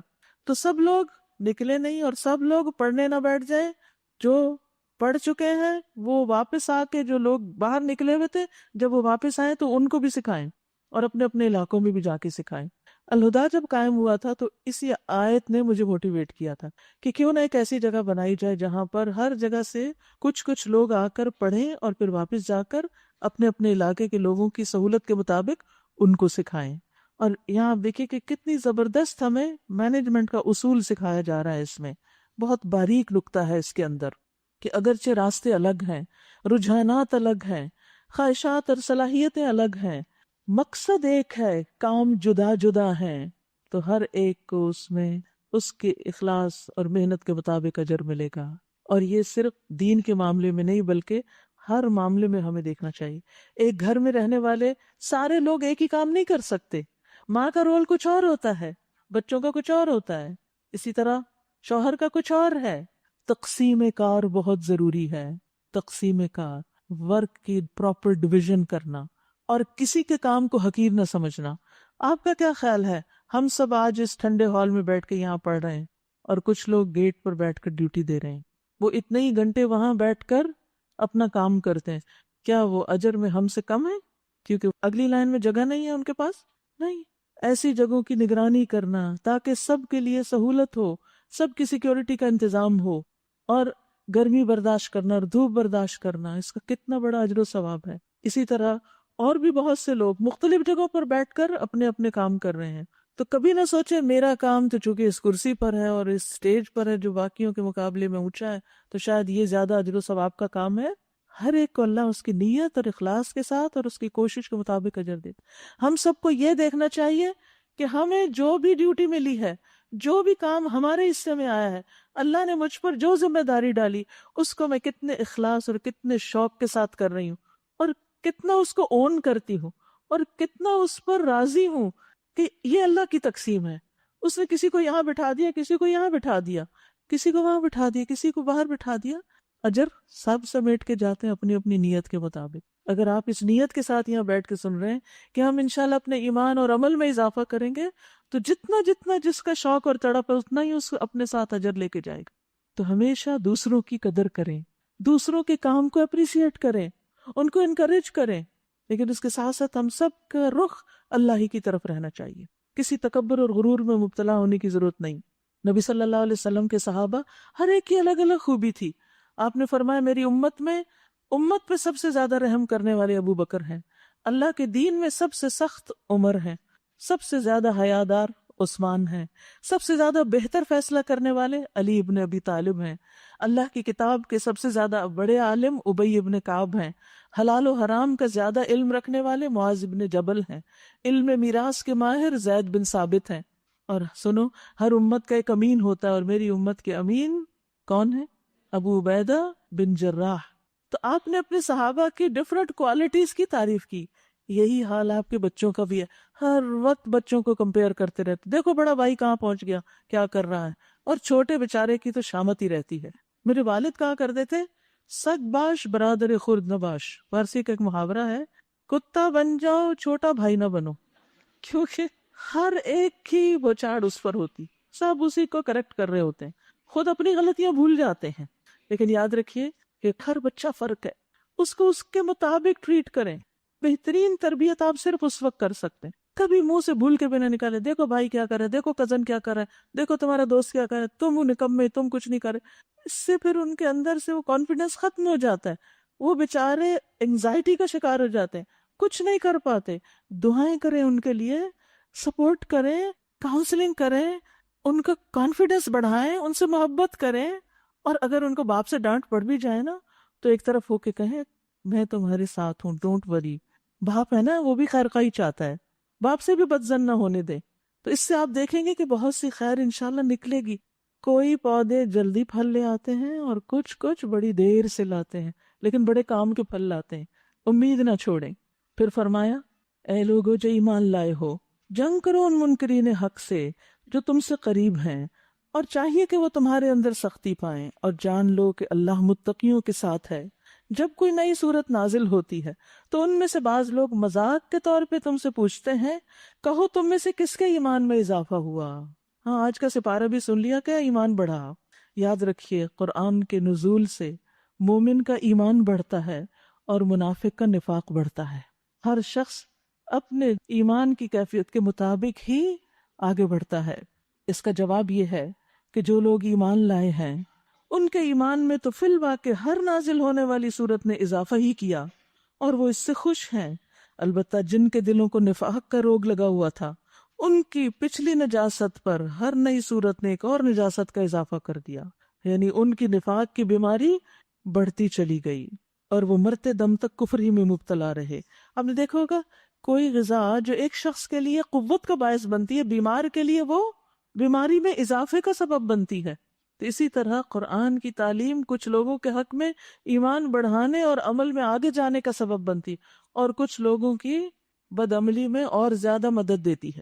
کیا یہ لوگ دیکھتے نہیں کہ ہر سال 1 یا 2 مرتبہ یہ آزمائش میں ڈالے جاتے ہیں، یعنی سال میں 1-2 بار مختلف طریقے سے آزمائے جاتے ہیں. منافقین کی آزمائش جن چیزوں سے ہوتی تھی، کبھی ہلاکت، کبھی مال کی تباہی، کبھی آسمانی آفت جو ان کے پھلوں کو تباہ کرتی، کبھی جانوں اور بچوں کا نقصان، یہ سب کچھ سال میں 1-2 بار ان کے ساتھ ہوتا ہی تھا اور اس پر وہ اور زیادہ دین سے دور ہوتے چلے جاتے. جو نقصان ہوتا اس پر دین کو ہی بلیم کرتے اور پیچھے چلے جاتے. تو اللہ سبحانہ تعالیٰ نے دنیا میں بھی ان کو وقتاً فوقتاً سزا دی، مگر اس پر بھی توبہ نہیں کرتے، نہ کوئی سبق لیتے ہیں. اللہ اکبر. یعنی کچھ لوگ مصیبت آنے پر اللہ کی طرف رجوع نہیں کرتے، توبہ نہیں کرتے، بلکہ الٹے اللہ سے ناراض ہوتے ہیں. یہ نفاق کی علامت ہوتی ہے. اور جب کوئی صورت نازل ہوتی ہے تو یہ لوگ آنکھوں ہی آنکھوں میں ایک دوسرے سے باتیں کرتے ہیں، اشارے کرتے ہیں کہ کہیں تم کو کوئی دیکھ تو نہیں رہا، پھر چپکے سے نکل بھاگتے ہیں. اللہ نے ان کے دل پھیر دیے کیونکہ یہ ناسمجھ لوگ ہیں. دیکھو تم لوگوں کے پاس ایک رسول آیا جو خود تم ہی میں سے ہے، تمہارا نقصان میں پڑنا اس پر شاق ہے، تمہاری فلاح کا وہ حریص ہے. اللہ اکبر. رسول اللہ صلی اللہ علیہ وسلم کے اندر شدید حرص تھی کہ تمہیں ہر طرح کی بھلائی پہنچے اور اس کے لیے پوری کوشش کرتے ہیں کہ تمہیں ایمان کی طرف رہنمائی ملے، اور کوئی تکلیف دہ چیز ہوتی ہے تو وہ تم سے ناپسند کرتے ہیں. ایمان لانے والوں کے لیے وہ شفیق الرحیم ہے، بالمؤمنین رؤوف الرحیم. نبی صلی اللہ علیہ وسلم بندوں کو آگ سے بچانے کی بھی حرص رکھتے تھے. آپ فرماتے ہیں کہ میں تمہیں کمر سے پکڑ پکڑ کے آگ سے روک رہا ہوں اور تم ہے کہ اس میں گرتے جا رہے ہو. امت کی خاطر آپ آرام بھی اپنا چھوڑ دیتے تھے. ایک دفعہ آپ قیلولہ کر رہے تھے، کسی کی وفات ہوئی تو لوگوں نے خود ہی جنازہ پڑھ کے دفن کر دی. بعد میں جب آپ تشریف لائے تو پتہ چلا کہ نماز جنازہ ہو چکی، تو آپ نے فرمایا کہ تم نے مجھے کیوں نہیں بتایا. پھر آپ اس کی قبر کے پاس پہنچے، آپ نے صف بندی کی اور اس پہ 4 تکبیریں کہیں. اتنے حریص تھے لوگوں کی نجات کے، بخشش کے، ان کے لیے دعائیں کرنے کے. آج جو لوگ دین کی تعلیم دیتے ہیں اور دین سکھاتے ہیں، کیا وہ بھی لوگوں کے لیے اتنی تڑپ رکھتے ہیں کہ ان کے لیے دعائیں کریں؟ کوئی ساتھی پیچھے رہ رہا ہے یا کچھ ہو رہا ہے تو اس کے لیے وہ بھی تڑپیں. یہ محبتیں ہم سے کیوں ختم ہو گئیں؟ جو شخص اللہ سے محبت کرتا ہے وہ اللہ کے راستے میں چلنے والے ہر شخص سے محبت کرتا ہے۔ نبی صلی اللہ علیہ وسلم کے اسوہ حسنہ کو اپنائیے۔ پھر فرمایا اب اگر یہ لوگ منہ پھیرتے ہیں تو اے نبی ان سے کہہ دیجئے میرے لیے اللہ کافی ہے، کوئی معبود نہیں مگر وہی، اسی پر میں نے بھروسہ کیا اور وہ مالک ہے عرش عظیم کا۔ فَإِن تَوَلَّوْا فَقُلْ حَسْبِيَ اللَّهُ لَا إِلَٰهَ إِلَّا هُوَ عَلَيْهِ تَوَكَّلْتُ وَهُوَ رَبُّ الْعَرْشِ الْعَظِيمِ۔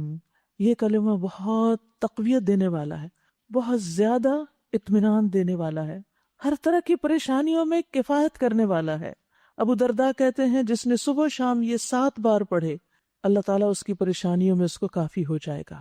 پھر اسی طرح آپ دیکھیے اگر لوگ منہ موڑ جائیں، لوگوں کی بے رخی ستائے، ہوتا ہے نا کہ زندگی میں بعض اوقات کوئی بہت اپنے قریب پیارے رشتہ دار، کبھی والدین، کبھی ہسبینڈ، کبھی بہن بھائی، کبھی دوست چھوڑ جاتے ہیں۔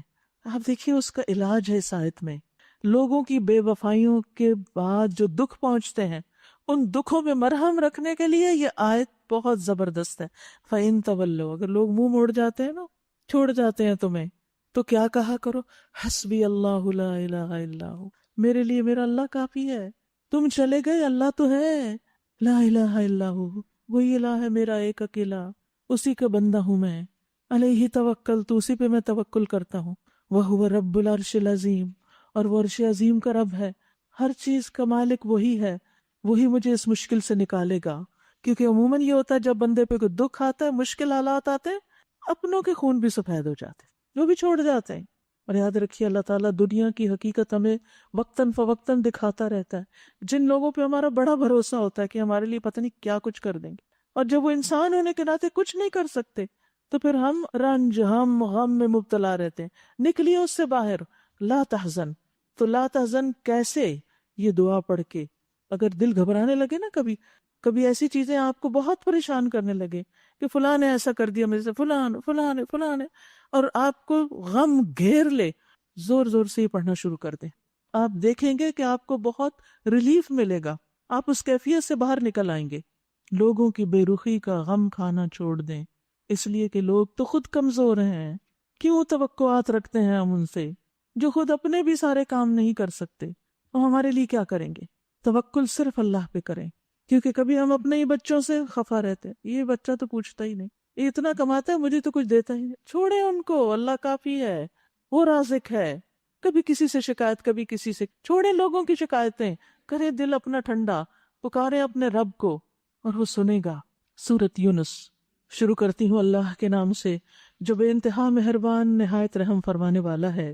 الف لام را، یہ اس کتاب کی آیات ہیں جو حکمت و دانش سے لبریز ہے۔ کیا لوگوں کے لیے یہ ایک عجیب بات ہو گئی ہے کہ ہم نے خود انہی میں سے ایک آدمی کو وحی کی کہ غفلت میں پڑے ہوئے لوگوں کو چونکا دے اور جو مان لے ان کو خوشخبری دے دے کہ ان کے لیے ان کے رب کے پاس سچی عزت اور سرفرازی ہے۔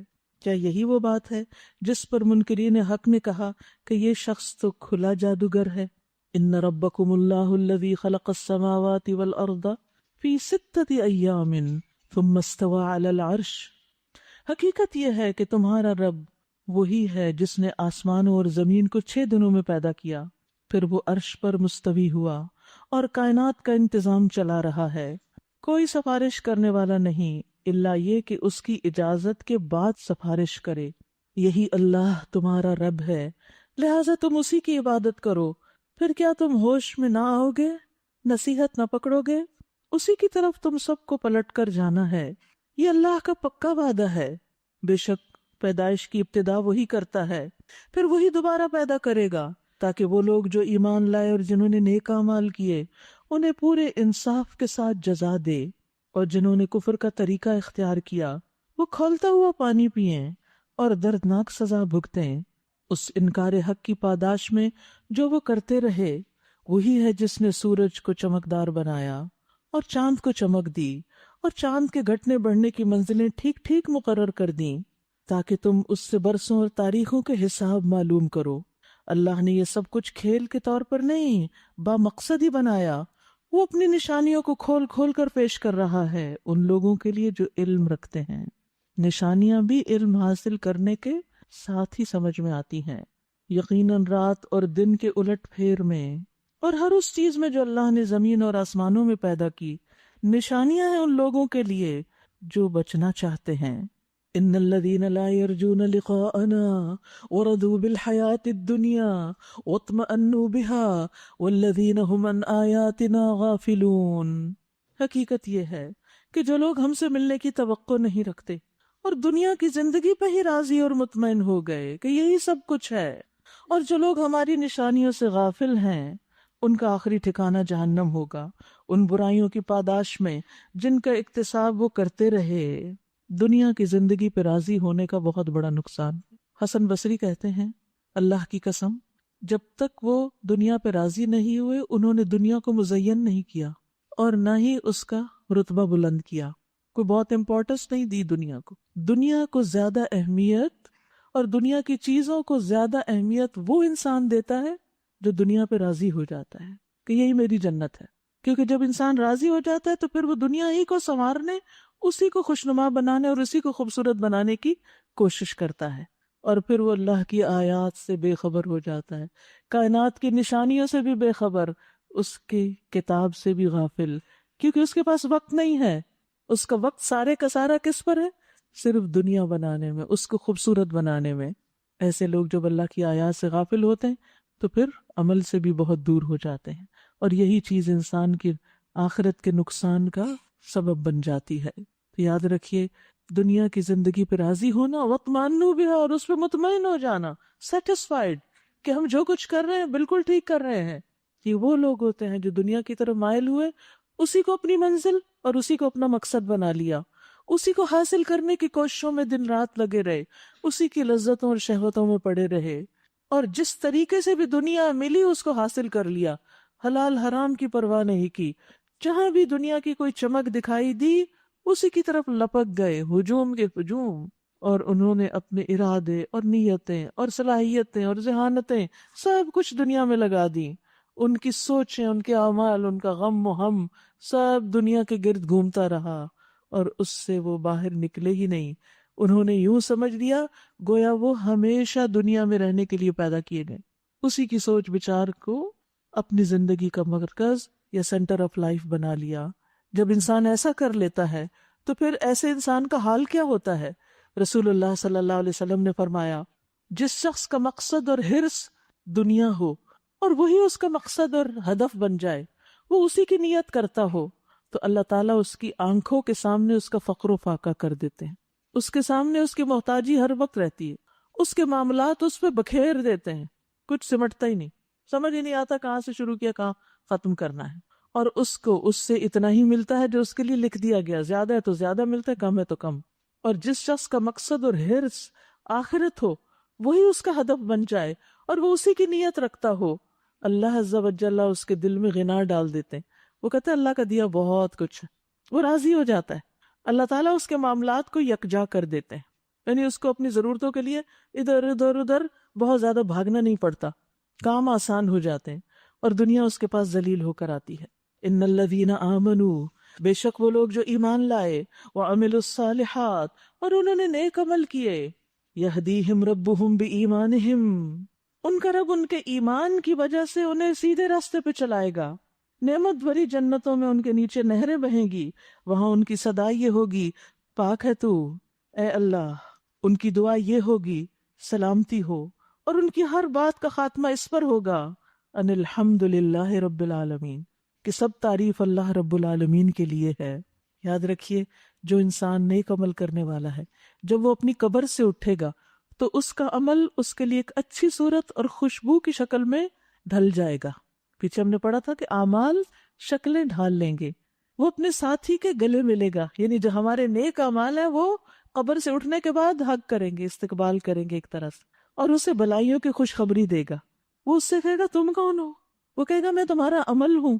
تو وہ اس کے آگے آگے روشنی کرے گا اور یہ روشنی اس کے ساتھ رہے گی یہاں تک کہ جنت میں داخل کرا دے اس کو.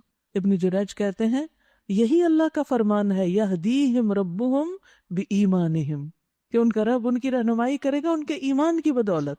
اور اس کے برعکس کافر کا برا عمل بری شکل اور بدبودار صورت میں ہوگا اور وہ اپنے مالک سے چمٹ جائے گا اور چمٹا رہے گا اور وہ اس کے ساتھ ہی چمٹے گا یہاں تک کہ وہ جہنم میں پہنچ جائے. اسی طرح ہمارے نیک اعمال جو ہیں ان کے بارے میں فرمایا رسول اللہ صلی اللہ علیہ وسلم نے، مومن کی مثال اور موت کی مثال اس شخص کی طرح ہے جس کے 3 دوست ہوں، ان میں سے ایک اس کا مال ہو اور وہ کہے اپنی چاہت کے مطابق لے لو، دوسرا کہے میں تیرے ساتھ ہوں لیکن جب تو مر جائے گا میں تم سے الگ ہو جاؤں گا، تیسرا کہے میں تیرے ساتھ ہوں اور تیرے ساتھ ہی نکلوں گا۔ پہلا دوست مال ہے، دوسرا آل اولاد ہے، تیسرا اس کا عمل ہے۔ یعنی مال صرف دنیا میں کام آتا ہے جب تک ہم زندہ ہوتے ہیں، بچے سب بس وہاں تک جاتے ہیں جہاں دفن کرنا ہوتا ہے، واپس آ جاتے ہیں، اور ساتھ کون رہ جاتا ہے؟ عمل۔ ایک اور روایت میں آتا ہے اس کے پاس ایک ایسا آدمی آتا ہے قبر میں جس کا چہرہ انتہائی خوبصورت، اس کے کپڑے انتہائی خوبصورت اور اس سے بہت اچھی خوشبو آتی ہے۔ وہ کہتا ہے تو خوشخبری پا اس چیز کی جو تجھے خوش کرے، یعنی اللہ کی رضا کی خوشخبری، یہ ہے تیرا وہ دن جس کا تجھ سے وعدہ کیا جاتا تھا۔ تو وہ مرنے والا آدمی کہتا ہے بشرک اللہ بخیر، تجھے بھی اللہ خیر کی بشارت دے، تو کون ہے؟ تیرا چہرہ کتنا مبارک ہے جو خیر لایا ہے۔ وہ کہتا ہے میں تیرا نیک عمل ہوں، اللہ کی قسم جو کچھ میں جانتا ہوں وہ یہ ہے کہ تو اللہ کی اطاعت میں بڑی جلدی کرتا تھا اور اللہ کی نافرمانی میں بڑا سست تھا۔ پھر یہ کہ قبر میں نیک اعمال انسان کی حفاظت کریں گے۔ انسان جب قبر میں رکھا جاتا ہے اور اگر وہ مومن اور نیک عمل کرنے والا ہوتا ہے، نماز اس کے سرانے آ جاتی ہے، روزہ دائیں طرف آ جاتا ہے، زکوٰۃ بائیں طرف آ جاتی ہے، دیگر باقی سارے نیک اعمال پاؤں کی طرف سے۔ اگر سر کی طرف سے کوئی آفت آنے لگتی ہے، نماز کہتی ہے ادھر سے کوئی راستہ نہیں، اگر دائیں طرف سے کچھ آتا ہے، روزہ کہتا ہے ادھر راستہ نہیں، پھر بائیں طرف سے زکوٰۃ کہتی ہے یہاں سے بھی نہیں آ سکتے، پاؤں کی طرف کے اعمال کہتے ادھر سے بھی نہیں، اور یوں مومن بالکل پروٹیکٹڈ ہوتا ہے۔ اسی طرح طبرانی کی روایت میں آتا ہے کہ سر کی طرف سے کوئی عذاب آنے لگتا ہے تو قرآن کی تلاوت اس کو ہٹا دیتی ہے، اور جب سامنے سے کوئی آتا ہے یعنی فرنٹ سے تو صدقہ اس کو دور ہٹا دیتا ہے، جب پاؤں کی طرف سے آتا ہے تو اس کا مسجدوں کی طرف پیدل چلنا اس کو دور کر دیتا ہے۔ یعنی پاؤں سے اچھے کام کریں گے تو پاؤں کی طرف سے حفاظت، سر سے اچھے کام کریں گے یعنی دماغ اور خیالات اور قرآن کا پڑھنا اور علم کا حاصل کرنا تو ادھر سے فائدہ ہوگا، ہاتھوں سے کچھ دیں گے، کچھ ایکشن کریں گے، کچھ اعمال کریں گے، تو اس طرح یہ سارے نیک اعمال انسان کو پروٹیکٹ کرتے ہیں۔ لیکن افسوس کہ ہمارے پاس انہی کے لیے وقت کم رہ جاتا ہے۔ اگر کہیں اللہ لوگوں کے ساتھ برا معاملہ کرنے میں بھی اتنی ہی جلدی کرتا جتنی وہ دنیا کی بھلائی مانگنے میں جلدی کرتے ہیں تو ان کی مہلت عمل کبھی کی ختم کر دی گئی ہوتی، مگر ہمارا یہ طریقہ نہیں، اس لیے ہم ان لوگوں کو جو ہم سے ملنے کی توقع نہیں رکھتے ان کی سرکشی میں بھٹکنے کے لیے چھوڑ دیتے ہیں۔ انسان کا حال یہ ہے کہ جب اس پر کوئی سخت وقت آتا ہے، وہی ساعت العسرہ، تو کھڑے اور بیٹھے اور لیٹے ہمیں پکارتا ہے، مگر جب ہم اس کی مصیبت ٹال دیتے ہیں تو ایسا چل نکلتا ہے کہ گویا اس نے کبھی اپنے کسی برے وقت پہ ہم کو پکارا ہی نہ تھا۔ اس طرح حد سے گزر جانے والوں کے لیے ان کے کرتوت خوشنما بنا دیے گئے۔ یہ انسان کا حال بتایا جا رہا ہے کہ اس کا طرز عمل کیا ہے، صرف تکلیف میں رب کو پکارتا ہے، جب تکلیف ٹل جاتی ہے تو اس کو بھول جاتا ہے۔ لوگوں تم سے پہلے کی قوموں کو ہم نے ہلاک کر دیا جب انہوں نے ظلم اور سرکشی کی راہ اختیار کی، ان کے رسول ان کے پاس کھلی کھلی نشانیاں لے کر آئے، انہوں نے ایمان لا کر ہی نہ دیا۔ اس طرح ہم مجرموں کو ان کے جرائم کا بدلہ دیا کرتے ہیں۔ اب ان کے بعد ہم نے تمہیں زمین میں ان کی جگہ دی ہے تاکہ دیکھیں کہ تم کیسے عمل کرتے ہو۔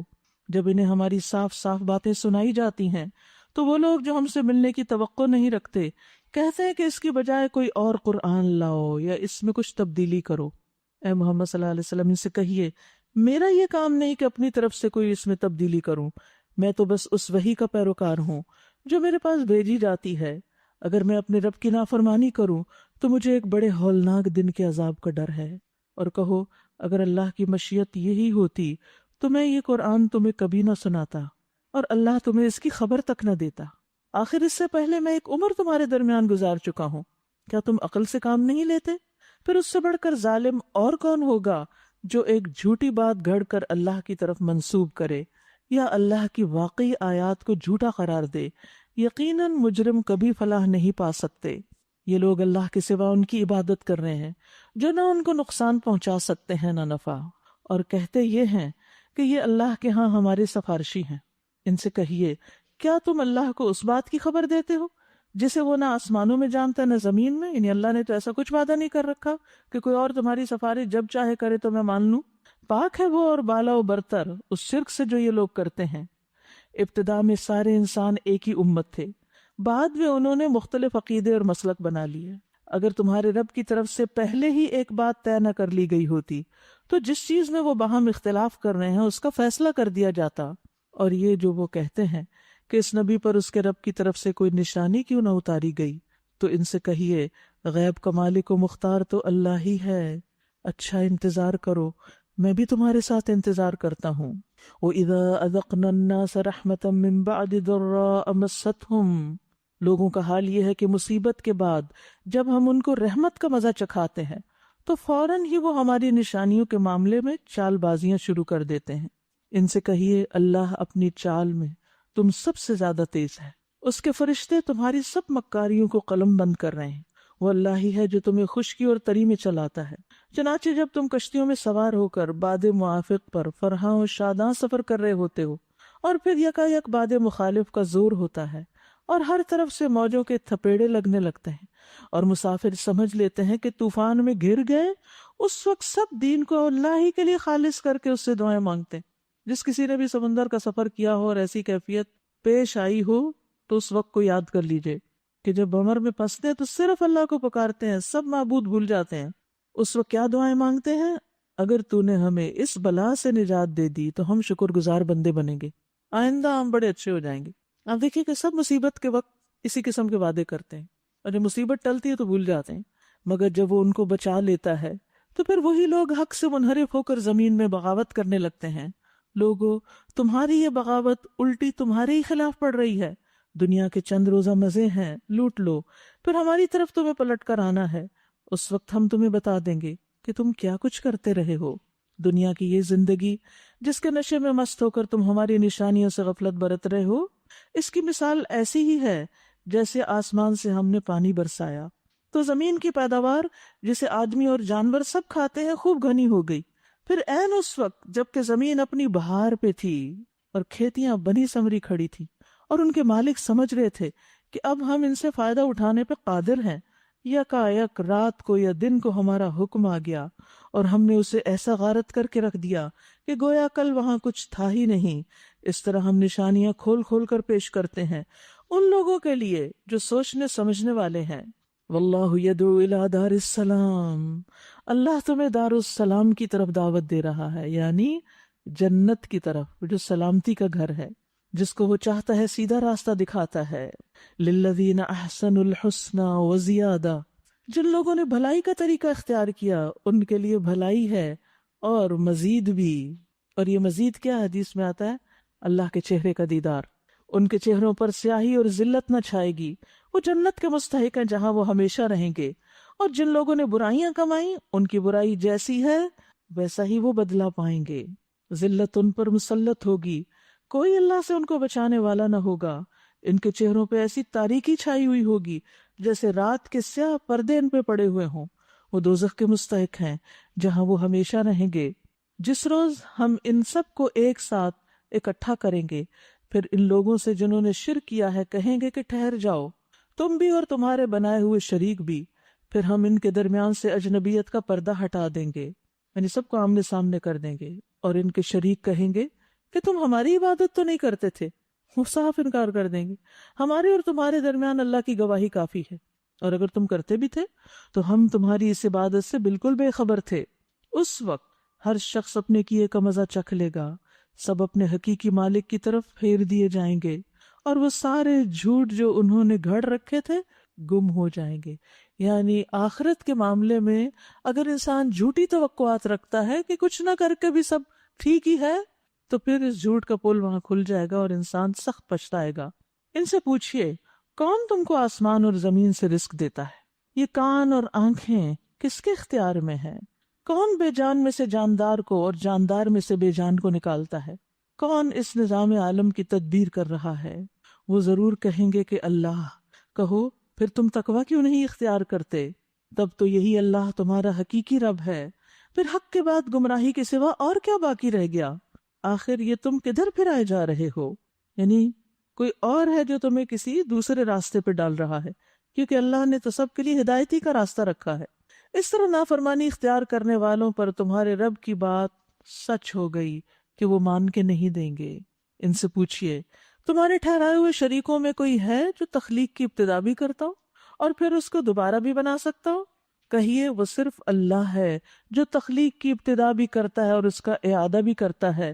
پھر تم یہ کس الٹی راہ پہ چلائے جا رہے ہو؟ کون ہے جو تمہیں یہ غلط رستہ دکھا رہا ہے؟ ان سے پوچھئے تمہارے ٹھہرائے ہوئے شریکوں میں کوئی ایسا بھی ہے جو حق کی طرف رہنمائی کرتا ہو؟ کہیے وہ صرف اللہ ہے جو حق کی طرف رہنمائی کرتا ہے. پھر بھلا بتائیے جو حق کی طرف رہنمائی کرتا ہے وہ اس کا زیادہ مستحق ہے کہ اس کی پیروی کی جائے، یا وہ جو خود راہ نہیں پاتا الا یہ کہ اس کی رہنمائی کی جائے؟ آخر تمہیں کیا ہو گیا ہے؟ کیسے الٹے الٹے فیصلے کرتے ہو؟ حقیقت یہ ہے کہ ان میں سے اکثر لوگ محض قیاس اور گمان کے پیچھے چلے جا رہے ہیں. بس وہی باتیں سوچتے کرتے بولتے ہیں جو ان کے اپنے ذہن کی پیداوار ہے. حالانکہ گمان حق کی ضرورت کو کچھ بھی پورا نہیں کرتا. حق کی بنیاد تو دلیل پر ہوتی ہے، ہماری خواہشات پر تو نہیں ہوتی، ہماری اپنی سوچوں پہ تو نہیں ہوتی مبنی.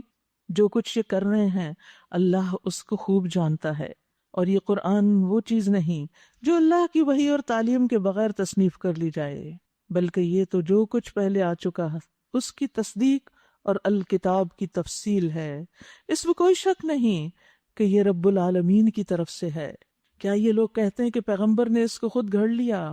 کہہ دیجئے اگر تم اپنے اس الزام میں سچے ہو تو اس جیسی ایک صورت بنا لاؤ اور ایک اللہ کو چھوڑ کر جس کو بلا سکتے ہو مدد کے لیے بلا لو.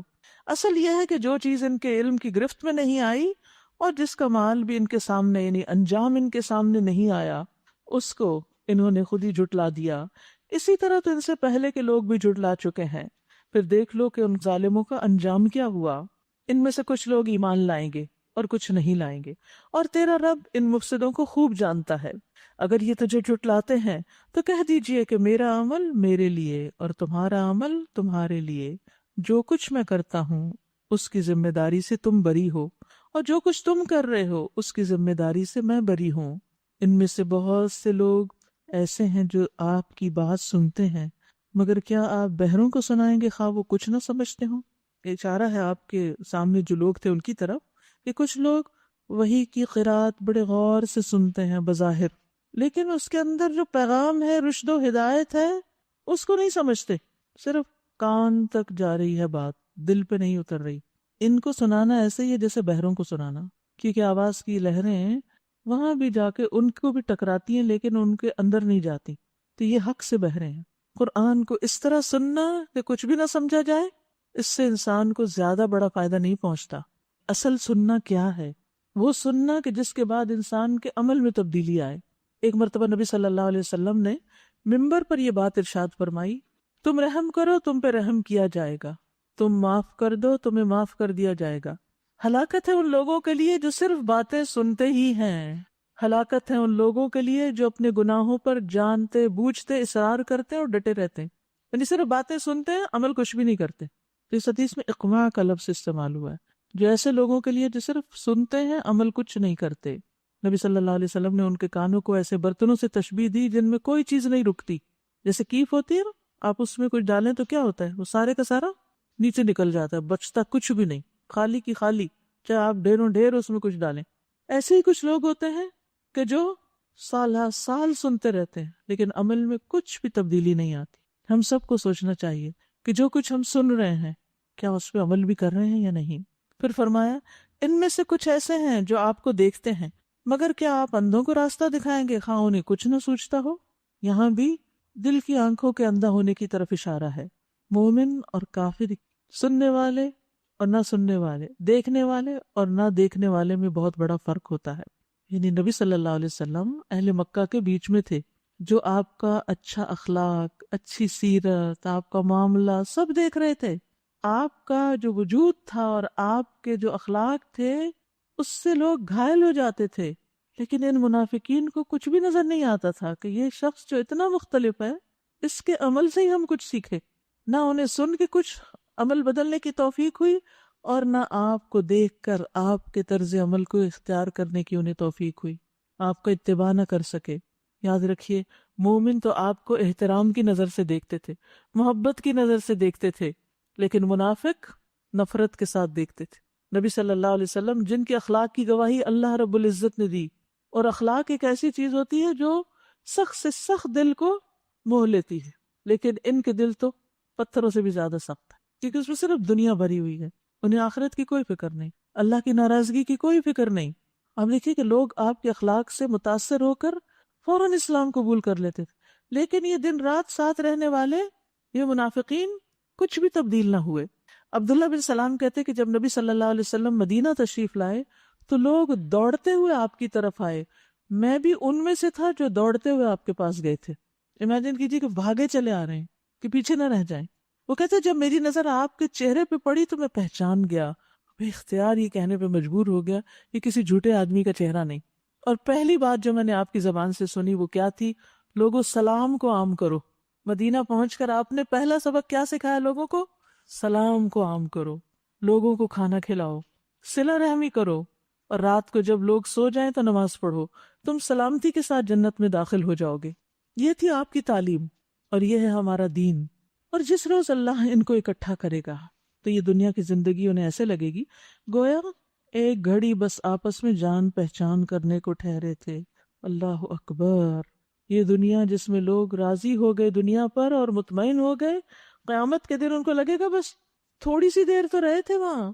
تو اس وقت انہیں پتا چلے گا کہ فی الواقع سخت گھاٹے میں رہے وہ لوگ جنہوں نے اللہ کی ملاقات کو جھٹلا دیا اور ہرگز وہ راہ راست پر نہ تھے۔ جن برے نتائج سے ہم انہیں ڈرا رہے ہیں ان کا کوئی حصہ ہم آپ کو جیتے جی دکھا دیں یا اس سے پہلے آپ کو اٹھا لیں، بہرحال انہیں آنا ہماری ہی طرف ہے، اور جو کچھ یہ کر رہے ہیں اللہ اس پر گواہ ہے۔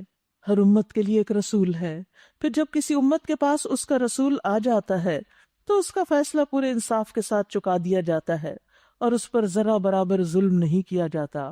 کہتے ہیں اگر تمہاری یہ دھمکی سچی ہے تو آخر یہ کب پوری ہوگی، یعنی قیامت کب آئے گی؟ کہو میرے اختیار میں خود اپنا نفع نقصان بھی نہیں، سب اللہ کی مشیت پر موقوف ہے۔ ہر امت کے لیے مہلت کی ایک مدت مقرر ہے، یعنی ہر امت کا ایک وقت ہے، جیسے ہر انسان کی زندگی کا ایک وقت ہے نا۔ بعض اوقات لوگ اس وقت کو بڑا غلط استعمال کرتے ہیں، ظلم کرتے ہیں، دوسروں کے لیے مصیبت بنے رہتے ہیں، تو انسان سوچتے ہے کہ اتنا خراب شخص، اتنے ظلم کرنے والا، اتنا کرپٹ شخص، اللہ تعالیٰ اس کو پکڑ کیوں نہیں لیتا؟ اس لیے نہیں پکڑتا کہ ابھی اس کو اللہ نے ایک سرٹن ٹائم تک مہلت دی ہوئی ہے۔ ایسی قوموں کی مہلت ہوتی کہ کچھ قومیں اتنا غلط کر رہی ہیں پھر بھی ان کی پکڑ نہیں، کیونکہ ابھی ان کی آزادی کا وقت ہے، پکڑ کا وقت آیا ہی جاتا ہے، اور جب وہ آ جائے گا تو پچھلی زندگیاں کیا لگیں گی؟ گویا تھوڑی سی دیر۔ جب یہ مدت پوری ہو جاتی ہے تو گھڑی بھر کی تقدیم و تاخیر بھی نہیں ہوتی، یعنی چند سیکنڈز اور منٹس بھی نہیں لگتے۔ پھر ان سے کہو کبھی تم نے یہ بھی سوچا کہ اگر اللہ کا عذاب اچانک رات کو یا دن کو آ جائے تو پھر کیا کرو گے؟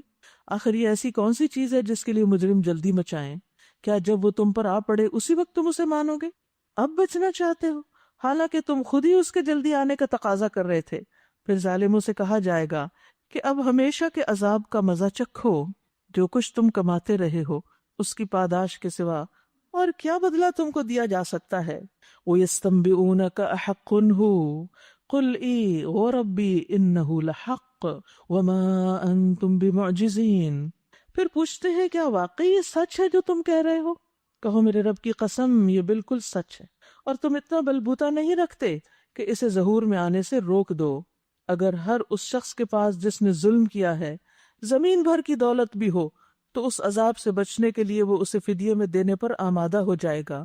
جب یہ لوگ اس عذاب کو دیکھ لیں گے تو دل ہی دل میں پچھتائیں گے، مگر ان کے درمیان پورے انصاف سے فیصلہ کیا جائے گا، کوئی ظلم ان پر نہ ہوگا۔ سنو آسمانوں اور زمین میں جو کچھ ہے اللہ کا ہے، سن رکھو اللہ کا وعدہ سچا ہے، مگر اکثر لوگ نہیں جانتے۔ وہی زندگی بخشتا ہے، وہی موت دیتا ہے، اور اسی کی طرف تم سب کو پلٹنا ہے۔ یا ایھا الناس، اے لوگو، قد جاءتکم موعظۃ من ربکم وشفاء لما فی الصدور۔ لوگو تمہارے پاس تمہارے رب کی طرف سے نصیحت آ گئی ہے، یہ وہ چیز ہے جو دلوں کے امراض کی شفا ہے، دلوں کی بیماریوں کا علاج ہے اس میں، اور جو اسے قبول کر لیں ان کے لیے رہنمائی اور رحمت ہے۔ اے نبی کہیے یہ اللہ کا فضل اور اس کی مہربانی ہے کہ یہ چیز اس نے بھیجی، اس پر تو لوگوں کو خوشی منانی چاہیے، یعنی قرآن کی آمد پر خوش ہو جانا چاہیے۔ یہ ان سب چیزوں سے بہتر ہے جنہیں لوگ سمیٹ رہے ہیں۔ روز جب آئیں اس کو پڑھیں اور خوش ہوا کریں کہ میں ایک دولت سمیٹنے آئی ہوں۔ ہر اس دولت سے بہتر ہے جسے لوگ جمع کر رہے ہیں۔ اس وقت میں لوگ جو کچھ کر رہے ہیں وہ ان کے فائدے کا ہے، جتنا بھی ہے ان کی قسمت کا، لیکن دنیا چھوڑ کر اگر اس وقت آپ اللہ کی کتاب سیکھنے کے لیے بیٹھے ہوئے ہیں تو وہ ہر اس دولت سے بڑی دولت ہے۔ یاد رکھیے یہاں اللہ نے خوش ہونے کا حکم دیا ہے، تو اس حکم کی پیروی بھی اجر کا باعث ہے، یہ بھی ایک عبادت ہے۔ اور جس چیز پر خوش ہونے سے منع کیا گیا وہ کیا تھی؟ قارون کی دولت۔ اسے کہا گیا تھا لا تفرح ان اللہ لا يحب الفرحین، مت اتراؤ، مت خوش ہو۔ اس دولت پہ خوش ہوتے ہو کہ بہت مل گئی؟ اللہ ان چیزوں پر خوش ہونے والوں سے محبت نہیں رکھتا۔ تو قرآن سینے کی بیماریوں کی شفا ہے، وسوسے، خیالات، پریشانیاں، غم جو بھی شیطان دل میں ڈالتا ہے یہ قرآن ہی اس کی صفائی کرتا ہے۔ ابن قیم کہتے ہیں دلوں اور جسموں کی بیماریوں میں سے کوئی بیماری ایسی نہیں جس کا علاج اور اس کے سبب کی طرف رہنمائی کا ذریعہ قرآن میں نہ ہو۔ یہ الگ بات ہے ہمیں سمجھنا ہے۔ یاد رکھیے قرآن سے بے شمار فائدے ہیں۔ ایک حدیث میں آتا ہے جو لوگ اللہ کے گھروں میں سے کسی گھر میں اللہ کی کتاب کی تلاوت کرتے ہیں اور اس کی تعلیم میں باہم مصروف ہوتے ہیں تو ان پر سکینت نازل ہوتی، رحمت انہیں ڈھانپ لیتی ہے، فرشتے انہیں گھیر لیتے ہیں اور اللہ ان کا ذکر اپنے پاس موجود فرشتوں میں کرتے ہیں۔ اس لیے اس بات سے بھی خوش ہو جانا چاہیے کہ اللہ سبحانہ وتعالی ہمارا ذکر فرشتوں میں کر رہے ہیں۔ قُلْ أَرَأَيْتُمْ مَا أَنزَلَ اللَّهُ لَكُم مِّن رِّزْقٍ، اے نبی ان سے کہیے تم لوگوں نے کبھی یہ بھی سوچا کہ جو رزق اللہ نے تمہارے لیے اتارا تھا اس میں سے تم نے خود ہی کسی کو حرام کسی کو حلال ٹھہرا لیا؟ اس کی تفصیل آپ سورۃ الانعام میں پڑھ چکے ہیں۔ ان سے پوچھئے اللہ نے تمہیں اس کی اجازت دی تھی یا تم اللہ پہ افطرا کر رہے ہو؟ جو لوگ اللہ پہ یہ جھوٹا افطرا باندھتے ہیں ان کا کیا گمان ہے کہ قیامت کے دن ان سے کیا معاملہ ہوگا؟ اللہ تو لوگوں پر مہربانی کی نظر رکھتا ہے مگر اکثر انسان ایسے ہیں جو شکر نہیں کرتے۔ اے نبی آپ جس حال میں بھی ہوتے ہیں اور قرآن میں سے جو کچھ بھی سناتے ہیں اور لوگوں تم بھی جو کچھ کرتے ہو اس سب کے دوران ہم تمہیں دیکھتے رہتے ہیں۔ اللہ اکبر، ہم کچھ بھی کریں کہیں بھی کریں سب کچھ اللہ دیکھ رہا ہے۔ کوئی ذرہ برابر چیز آسمان اور زمین میں ایسی نہیں، نہ چھوٹی نہ بڑی، جو تیرے رب کی نظر سے پوشیدہ ہو، چھپی ہوئی ہو اور ایک صاف دفتر میں درج نہ ہو، یعنی لوح محفوظ میں اس کا ریکارڈ نہ ہو۔ سنو جو اللہ کے دوست ہیں، جو ایمان لائے اور جنہوں نے تقوی کا رویہ اختیار کیا، ان کے لیے کسی خوف اور رنج کا موقع نہیں، دنیا اور آخرت دونوں زندگیوں میں ان کے لیے بشارت ہے۔ اللہ اکبر، لہم البشرا فی الحیات الدنیا وفی الآخرہ۔ اللہ کے دوستوں کے لیے دنیا میں بھی خوشخبریاں ہیں اور آخرت میں بھی۔ اللہ کی باتیں بدل نہیں سکتی، یہی بڑی کامیابی ہے۔ اگرچہ اللہ کے دوستوں پر دنیا میں وقتی طور پر کچھ معاملات، کچھ حالات ایسے آتے ہیں جن پر وہ غمگین ہوتے ہیں، غم پہنچتا ہے، لیکن وہ اس سے جلدی باہر نکل آتے ہیں۔ آپ کے بیٹے نبی صلی اللہ علیہ وسلم کے بیٹے ابراہیم کی جب وفات ہوئی تو آپ نے کیا فرمایا کہ اے ابراہیم ہم تمہاری جدائی پہ غمزدہ ہیں۔ کوئی فوت ہو جاتا ہے، کوئی چلا جاتا ہے، انسان دکھی ہوتا ہے، یہ اس کے منافی نہیں، کیونکہ دنیا ایک امتحان کی جگہ ہے اور انسان کے اوپر مختلف کیفیات آتی ہیں، لیکن مومن کا یہ غم بس جذباتی غم ہوتا ہے، وہ جذبات کے اثر میں ہوتا ہے، جو مستقل نہیں ہوتا، اس کے دل میں قرار نہیں پکڑ لیتا۔ صبر کرنے سے ایسا غم ختم ہو جاتا ہے۔ اللہ کے دوستوں کو دائمی غم لاحق نہیں ہوتا، وہ وقت کے ساتھ ساتھ ختم ہو جاتا ہے، اللہ سے مدد مانگنے سے ختم ہو جاتا ہے۔ جتنا جتنا ایمان بڑھاتے جائیں گے اتنا اتنا انشاءاللہ غم کم ہوتا جائے گا، ختم ہوتا جائے گا۔ بہت ہی خوشخبری والی آیت ہے یہ۔ اللہ کی باتیں بدل نہیں سکتی، اگر اس کے باوجود تمہارے دل غموں کا مرکز بنے ہوئے ہیں تو پھر اپنے ایمان کی فکر کرو، اللہ سے اپنے تعلق کو اور مضبوط کرو، اللہ سے خوب دعائیں کرو، اس کی کتاب کو اور زیادہ پڑھو، اس کا ذکر اور زیادہ کرو۔ الا بذکر اللہ تطمئن القلوب، دل شفا پا جائیں گے۔ ڈوز اور بڑھا دو، ڈوز کم ہے ابھی، کیونکہ اکثر ہم کہتے ہیں اتنا کچھ پڑھا ہے لیکن ابھی اثر نہیں۔ ابھی کتنا پڑھا ہے؟ میں پھر لوگوں سے تھوڑی تفصیل پوچھتی ہوں، مجھے ذرا بتاؤ ایک دن میں کیا کیا پڑھا ہے؟ کچھ خاص نہیں ہوتا اور اس کو بہت بڑا سمجھ رہے ہوتے ہیں۔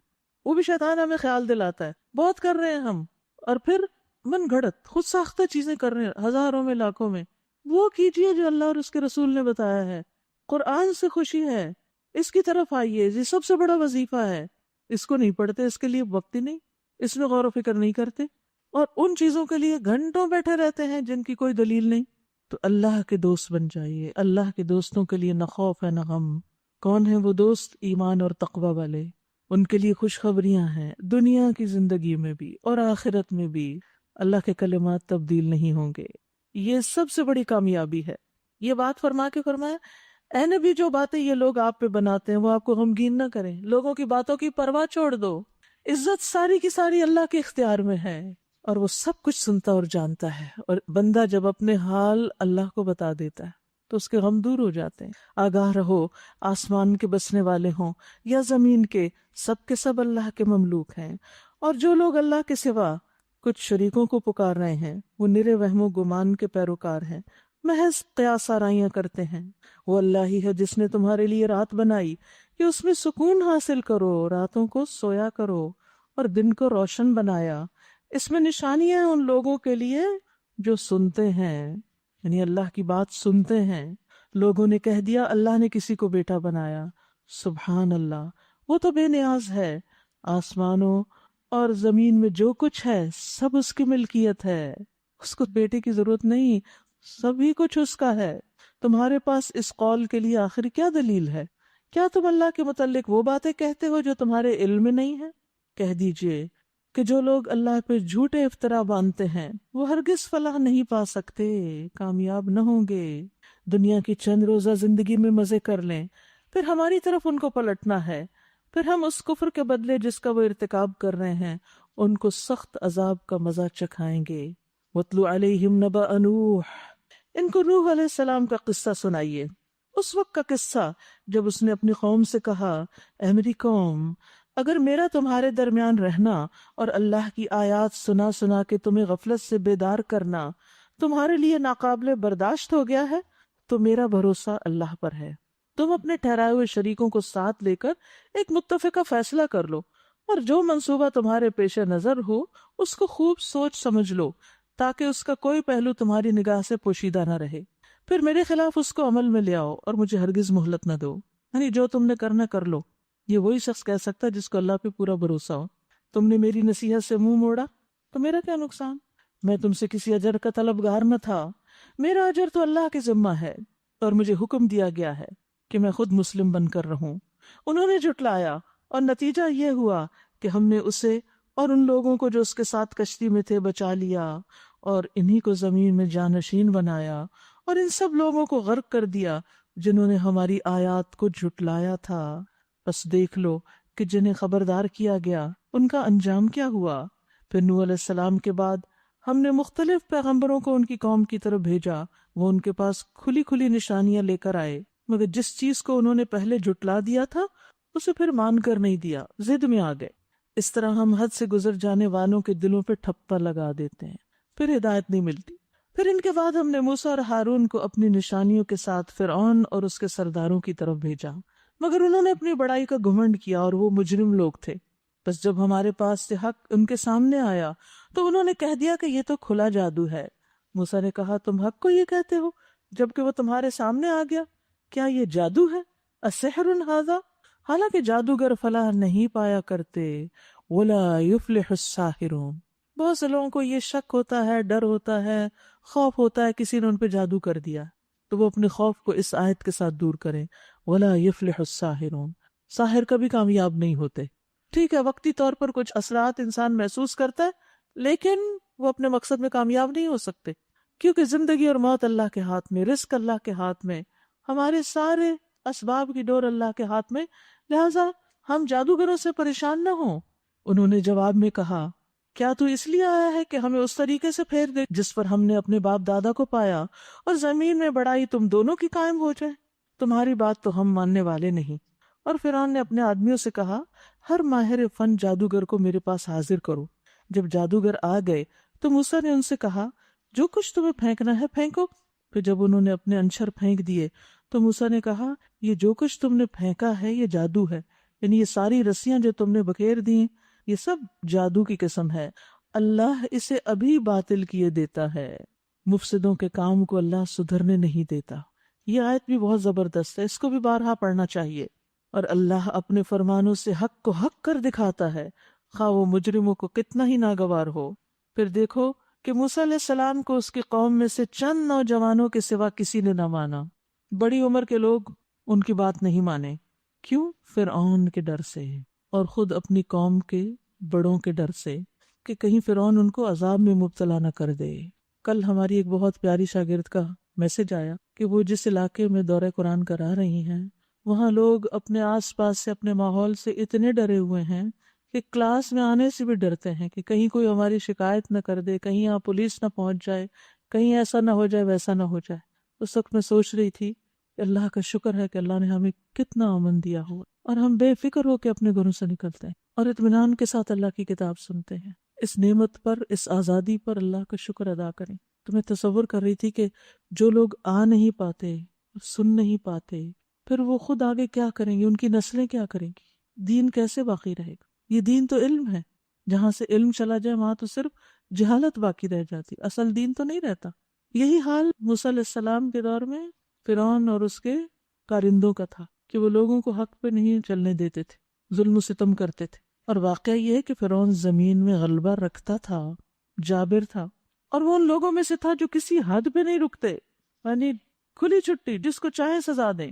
موسیٰ نے اپنی قوم سے کہا کہ لوگو، اگر تم واقعی اللہ پر ایمان رکھتے ہو تو اس پر بھروسہ کرو اگر مسلمان ہو۔ انہوں نے جواب دیا، ہم نے اللہ ہی پر بھروسہ کیا۔ کتنی زبردست بات ہمیں یہاں سکھا دی گئی کہ جب ایسے لوگوں کا خوف ہو تو پھر انسان اس خوف سے نکلنے کے لیے کیا کرے؟ اللہ کے بھروسے پر کام کرے۔ اے ہمارے رب، ہمیں ظالم لوگوں کے لیے فتنہ نہ بنا، اور اپنی رحمت سے ہمیں کافروں سے نجات عطا کر۔ اور ہم نے موسیٰ اور اس کے بھائی کو اشارہ کیا کہ مصر میں چند مکان اپنی قوم کے لیے مہیا کرو، اور اپنے مکانوں کو قبلہ ٹھہرا لو، اور نماز قائم کرو، اور اہل ایمان کو بشارت دے دو۔ کتنا زبردست حل ہے کہ جب مسجدوں میں جانا ممکن نہ رہے، جب دین کی تعلیم کے مراکز بند کر دیے جائیں، تو پھر بھی اپنی کوشش جاری رکھو، اپنے گھروں کو مرکز بنا لو، اپنے گھروں کے اندر تعلیم کا سلسلہ شروع کر دو۔ جب باہر کا خوف ہو، ظالموں کا خوف ہو، دین نہ چھوڑو، اسٹریٹجی بدل لو، طریقہ بدل لو، کنفرنٹ نہ کرو، ایمان بچانے کی فکر کرو۔ موسیٰ نے دعا کی، اے ہمارے رب، تو نے فرعون اور اس کے سرداروں کو دنیا کی زندگی میں زینت اور مال سے نواز رکھا ہے، اموال سے نواز رکھا ہے۔ اے رب، کیا یہ اس لیے ہے کہ وہ لوگوں کو تیری راہ سے بھٹکائیں؟ اے رب، ان کے مال غارت کر دے اور ان کے دلوں پہ ایسی مہر کر دے کہ ایمان نہ لائیں جب تک دردناک عذاب نہ دیکھ لیں۔ اللہ تعالیٰ نے جواب میں فرمایا، تم دونوں کی دعا قبول کر لی گئی۔ اب آئی شامت فرعون کی۔ فرمایا، ثابت قدم رہو اور ان لوگوں کے طریقے کی ہرگز پیروی نہ کرو جو علم نہیں رکھتے۔ جس کے پاس علم نہیں اس کی پیروی بھی نہیں۔ اور ہم بنی اسرائیل کو سمندر سے گزار لے گئے، پھر فرعون اور اس کے لشکر ظلم اور زیادتی کی غرض سے ان کے پیچھے چلے، حتیٰ کہ جب فرعون ڈوبنے لگا تو بول اٹھا، میں نے مان لیا الہ حقیقی کو، کوئی الہ نہیں اس کے سوا جس پر بنی اسرائیل ایمان لائے، اور میں بھی سر اطاعت جھکا دینے والوں میں سے ہوں۔ جواب دیا گیا، اب ایمان لاتے ہو، حالانکہ اس سے پہلے تک تو تم نافرمانی کرتے رہے اور فساد برپا کرنے والوں میں سے تھے۔ اب تو ہم صرف تیری لاش ہی کو بچائیں گے تاکہ تو بعد کی نسلوں کے لیے نشان عبرت بنے، اگرچہ بہت سے انسان ایسے ہیں جو ہماری نشانیوں سے غفلت برتتے ہیں۔ یاد رکھیے، مشاہدے کے بعد ایمان لانا فائدہ نہ دے گا۔ انسان کے پاس جب موت کے فرشتے پہنچ جائیں اور وہ خوفناک ہوں، اور اس وقت انسان کے میں نے توبہ کی تو توبہ کی قبولیت کا وقت گزر چکا۔ اسی طرح جب کچھ نشانیاں ظاہر ہو جائیں گی جو قیامت کی آمد کی ہوں گی، علامات کبریٰ، اس وقت بھی ایمان فائدہ نہ دے گا۔ اسی طرح فرعون نے جب دیکھا کہ ڈوبنے لگا تو کہا اب میں ایمان لاتا ہوں۔ وہ دیکھ رہا تھا کہ موسیٰ اور ان کی قوم تو بچ کے نکل گئے، وہی حق پر ہیں، اسے حق نظر آ گیا، لیکن اب وقت گزر چکا تھا۔ ابو ہریرہ کہتے ہیں رسول اللہ صلی اللہ علیہ وسلم نے فرمایا، 3 چیزوں کے ظاہر ہو جانے کے بعد کسی ایسے شخص کو اس کا ایمان لانا فائدہ نہ دے گا جو اس سے پہلے ایمان نہ لایا، یا اس نے اپنے ایمان میں کوئی نیکی نہیں کمائی، تو اس وقت نیکی کرنے کا وقت پھر نہیں ہوگا۔ نمبر 1 سورج کا مغرب سے نکلنا، نمبر 2 دجال کا نکلنا، نمبر 3 دابت الارض کا نکلنا۔ تو اس لیے ہم سب کو اب ملی ہوئی مہلت سے خوب فائدہ اٹھانا چاہیے۔ ہمیں نہیں پتا اگلے سال رمضان میں ہم دنیا میں ہوں گے کہ نہیں۔ اس رمضان سے بھرپور فائدہ اٹھائیں، اپنے وقت کی حفاظت کریں۔ یاد رکھے عبادت میں وہی آگے بڑھ سکتا ہے جو اپنے وقت کی حفاظت کرے. لہٰذا جتنے بھی ٹائم ویسٹرز ہیں سب کلوز کر دیں، سب بند کر دیں، سب سے ایک طرف ہو جائیں. خود نگاہ رکھیں اپنے اوپر کہ کہاں وقت جا رہا ہے، کن چیزوں میں اپنے آپ کو اتنا تھکا رہی ہوں کہ پھر عبادت کے لیے کوئی شوق و ذوق ہی باقی نہیں رہتا. ان چیزوں کو میں کیسے کٹ ڈاؤن کر سکتی. دوسری بات جو یہاں سے پتہ چل رہی ہے کہ اللہ تعالیٰ نے جو بات فرمائی کہ تیری لاش کو بچا کے رکھیں گے تاکہ تو عبرت بن جائے. آج آپ دیکھیں ایجپٹ میں میوزیم کے اندر اسی فرعون کی لاش پریزرو کی گئی. ان لوگ جاتے ہیں اور دیکھتے ہیں، عبرت کا نشان. اس سے قرآن کی صداقت پر بھی دلیل ملتی ہے. نبی صلی اللہ علیہ وسلم کے زمانے میں تو کسی کو نہیں پتا تھا کہ وہ لاش کدھر ہے، لیکن اللہ کی کتاب پر وہ ایمان رکھتے تھے، اس لیے انہوں نے کہا اگر اللہ نے یہ کہا ہے تو سچ ہی کہا ہے. اور آج ہمارے دور میں یہ چیز سامنے آ گئی، ہم نے اس کا مشاہدہ کر لیا. اور تصویر تو ہر ایک نہیں دیکھی ہوگی، وہ ہر جگہ گھوم رہی ہوتی ہے فرعون کی. وَلَقَدْ بَوَّأْنَا بَنِي إِسْرَائِيلَ مُبَوَّأَ صِدْقٍ وَرَزَقْنَاهُمْ مِنَ الطَّيِّبَاتِ. بنی اسرائیل کی بھی ساعت الاسرہ گزر گئی، غلامی کا دور گزر گیا، اچھے دن آ گئے. ہم نے بنی اسرائیل کو بہت اچھا ٹھکانہ دیا اور نہایت عمدہ وسائل زندگی انہیں عطا کیے. پھر انہوں نے باہم اختلاف نہیں کیا مگر اس وقت جب کہ علم ان کے پاس آ چکا تھا. یعنی دین میں اب اختلاف اور افتراق کرنے لگ گئے. یقیناً تیرا رب قیامت کے دن ان کے درمیان اس چیز کا فیصلہ کر دے گا جس میں وہ اختلاف کرتے رہے. اب اگر تجھے اس ہدایت کی طرف سے کچھ بھی شک ہو جو ہم نے آپ پہ نازل کی تو ان لوگوں سے پوچھ لیجئے جو پہلے سے کتاب پڑھ رہے ہیں. فی الواقع یہ آپ کے پاس حق ہی آیا ہے تیرے رب کی طرف سے، لہٰذا تو شک کرنے والوں میں سے نہ ہو اور ان لوگوں میں شامل نہ ہو جنہوں نے اللہ کی آیات کو جھٹلایا، ورنہ تم نقصان اٹھانے والوں میں سے ہوگے. حقیقت یہ ہے کہ جن لوگوں پر تیرے رب کی بات حق ہو گئی، سچ ہو گئی، ان کے سامنے خواہ کوئی نشانی آ جائے وہ کبھی ایمان لا کر نہیں دیتے جب تک کہ دردناک عذاب سامنے آتا نہ دیکھ لیں، جیسے فرعون. پھر کیا ایسی کوئی مثال ہے کہ ایک بستی عذاب دیکھ کر ایمان لائی ہو اور اس کا ایمان اس کے لیے نفع بخش ثابت ہوا ہو؟ یونس علیہ السلام کی قوم کے سوا اس کی کوئی اور مثال نہیں. وہ قوم جب ایمان لے آئی تھی تو البتہ ہم نے اس پر سے دنیا کی زندگی میں رسوائی کا عذاب ٹال دیا تھا اور اس کو ایک مدت تک زندگی سے بہرہ مند ہونے کا موقع دیا. کہا یہ جاتا ہے کہ یونس علیہ السلام اپنی قوم کو نصیحت کر کر کے تھک گئے تھے تو وہ تنگ آ کر اللہ کا حکم آنے سے پہلے ان کو چھوڑ کے چلے گئے. وہ تو پہنچ گئے مچھلی کے پیٹ میں اور قوم سے اللہ نے عذاب ڈال دیا. تو اس میں بھی ایک بہت بڑا سبق ہے کہ اپنی ڈیوٹی اس وقت تک نہیں چھوڑنی چاہیے جب تک اس کا وقت پورا نہ ہو جائے. ہمارے اکثر دفاتر کا حال یہ ہے کہ چھٹی سے کچھ دیر پہلے ہی سب کچھ سمیٹ کر رکھ لیتے ہیں. یہ اوقات بھی امانت ہوتے ہیں.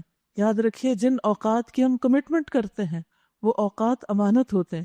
اللہ نے اپنے نبی یونس علیہ السلام کو نہیں چھوڑا. اب وہ جا رہے تھے آگے دریا آ گیا یا سمندر آ گیا اور آگے کہیں اور بھاگنے کا راستہ نہیں تھا، لہٰذا جو کشتی جا رہی تھی اسی میں بیٹھ گئے. اس قوم سے نجات ہو، میں جا رہا ہوں. اکثر ہم ایسے کرتے ہیں، واک آؤٹ کر جاتے ہیں. انف از انف، بس ہم ان کی شکل نہیں دیکھنا چاہتے. پھر وہی بنے لا ملجا من اللہ الا الیہ، اللہ سے بھاگ کر کہاں جا سکتے. اب وہ راستے میں جب کشتی اوور لوڈ ہو گئی اور وہ ڈوبنے لگی تو سب نے مل کے فیصلہ کیا کہ ایک شخص کو باہر نکال کے پھینک دیا جائے، اس میں سب کی نجات. قرآن اندازی ہوئی کیونکہ خود تو کوئی بھی آفر نہیں کر رہا تھا کہ میں مرتا ہوں اور تم سب بچ جاؤ. یونس علیہ السلام کے نام قرآن نکلا اور انہیں کشتی سے اٹھا کر سمندر میں پھینک دیا گیا. جو ہی انہیں پھینکا گیا ایک بہت بڑی مچھلی آئی اور اس نے ان کو نگل لیا اور وہ اس کے پیٹ میں پہنچ گیا. اور اندھیروں پر اندھیرے اس وقت انہیں احساس ہوا کہ غلطی میری تھی اور وہ پکار اٹھے لا الہ الا انت سبحانک سبحانک انی کنت من الظالمین. انہوں نے اپنی غلطی مان لی، اللہ نے ان کی توبہ قبول کر لی اور مچھلی نے ان کو کنارے پہ لا کے ڈال دیا. پھر وہ اپنی قوم کی طرف واپس آئے اور قوم کو بھی ایک عرصے تک مہلت مل گئی مزید اچھے کام کرنے کی اور اس کو ایک مدت تک زندگی سے بہرہ مند ہونے کا موقع دے دیا. اگر تیرے رب کی مشیت یہ ہوتی کہ زمین میں سب مومن و فرما بردار ہی ہوں تو سارے اہل زمین ایمان لے آئے ہوتے. یعنی اللہ تعالیٰ جبراً سب کو مسلمان کر سکتا تھا. پھر کیا آپ لوگوں کو مجبور کریں گے کہ وہ مومن ہو جائیں؟ کوئی شخص اللہ کے اذن کے بغیر ایمان نہیں لا سکتا. اور اللہ کا طریقہ یہ ہے کہ جو لوگ عقل سے کام نہیں لیتے وہ ان پر گندگی ڈال دیتا ہے، شیطانی وسوسے اور نیگیٹیوٹی. ان سے کہیے زمین اور آسمانوں میں جو کچھ ہے اسے آنکھیں کھول کر دیکھو اور جو لوگ ایمان لانا ہی نہیں چاہتے ان کے لیے نشانیاں اور تنبیہات آخر مفید کیسے ہو سکتی ہیں، ان کو فائدہ نہیں دے سکتی۔ اب یہ لوگ اس کے سوا اور کس چیز کے منتظر ہیں کہ وہی برے دن دیکھیں جو ان سے پہلے گزرے ہوئے لوگ دیکھ چکے۔ ان سے کہیے اچھا انتظار کرو، میں بھی تمہارے ساتھ انتظار کرتا ہوں۔ پھر جب ایسا وقت آتا ہے تو ہم اپنے رسولوں کو اور ان لوگوں کو بچا لیا کرتے ہیں جو ایمان لائے ہوں۔ ہمارا یہی طریقہ ہے، ہم پر یہ حق ہے کہ مومنوں کو بچا لیں۔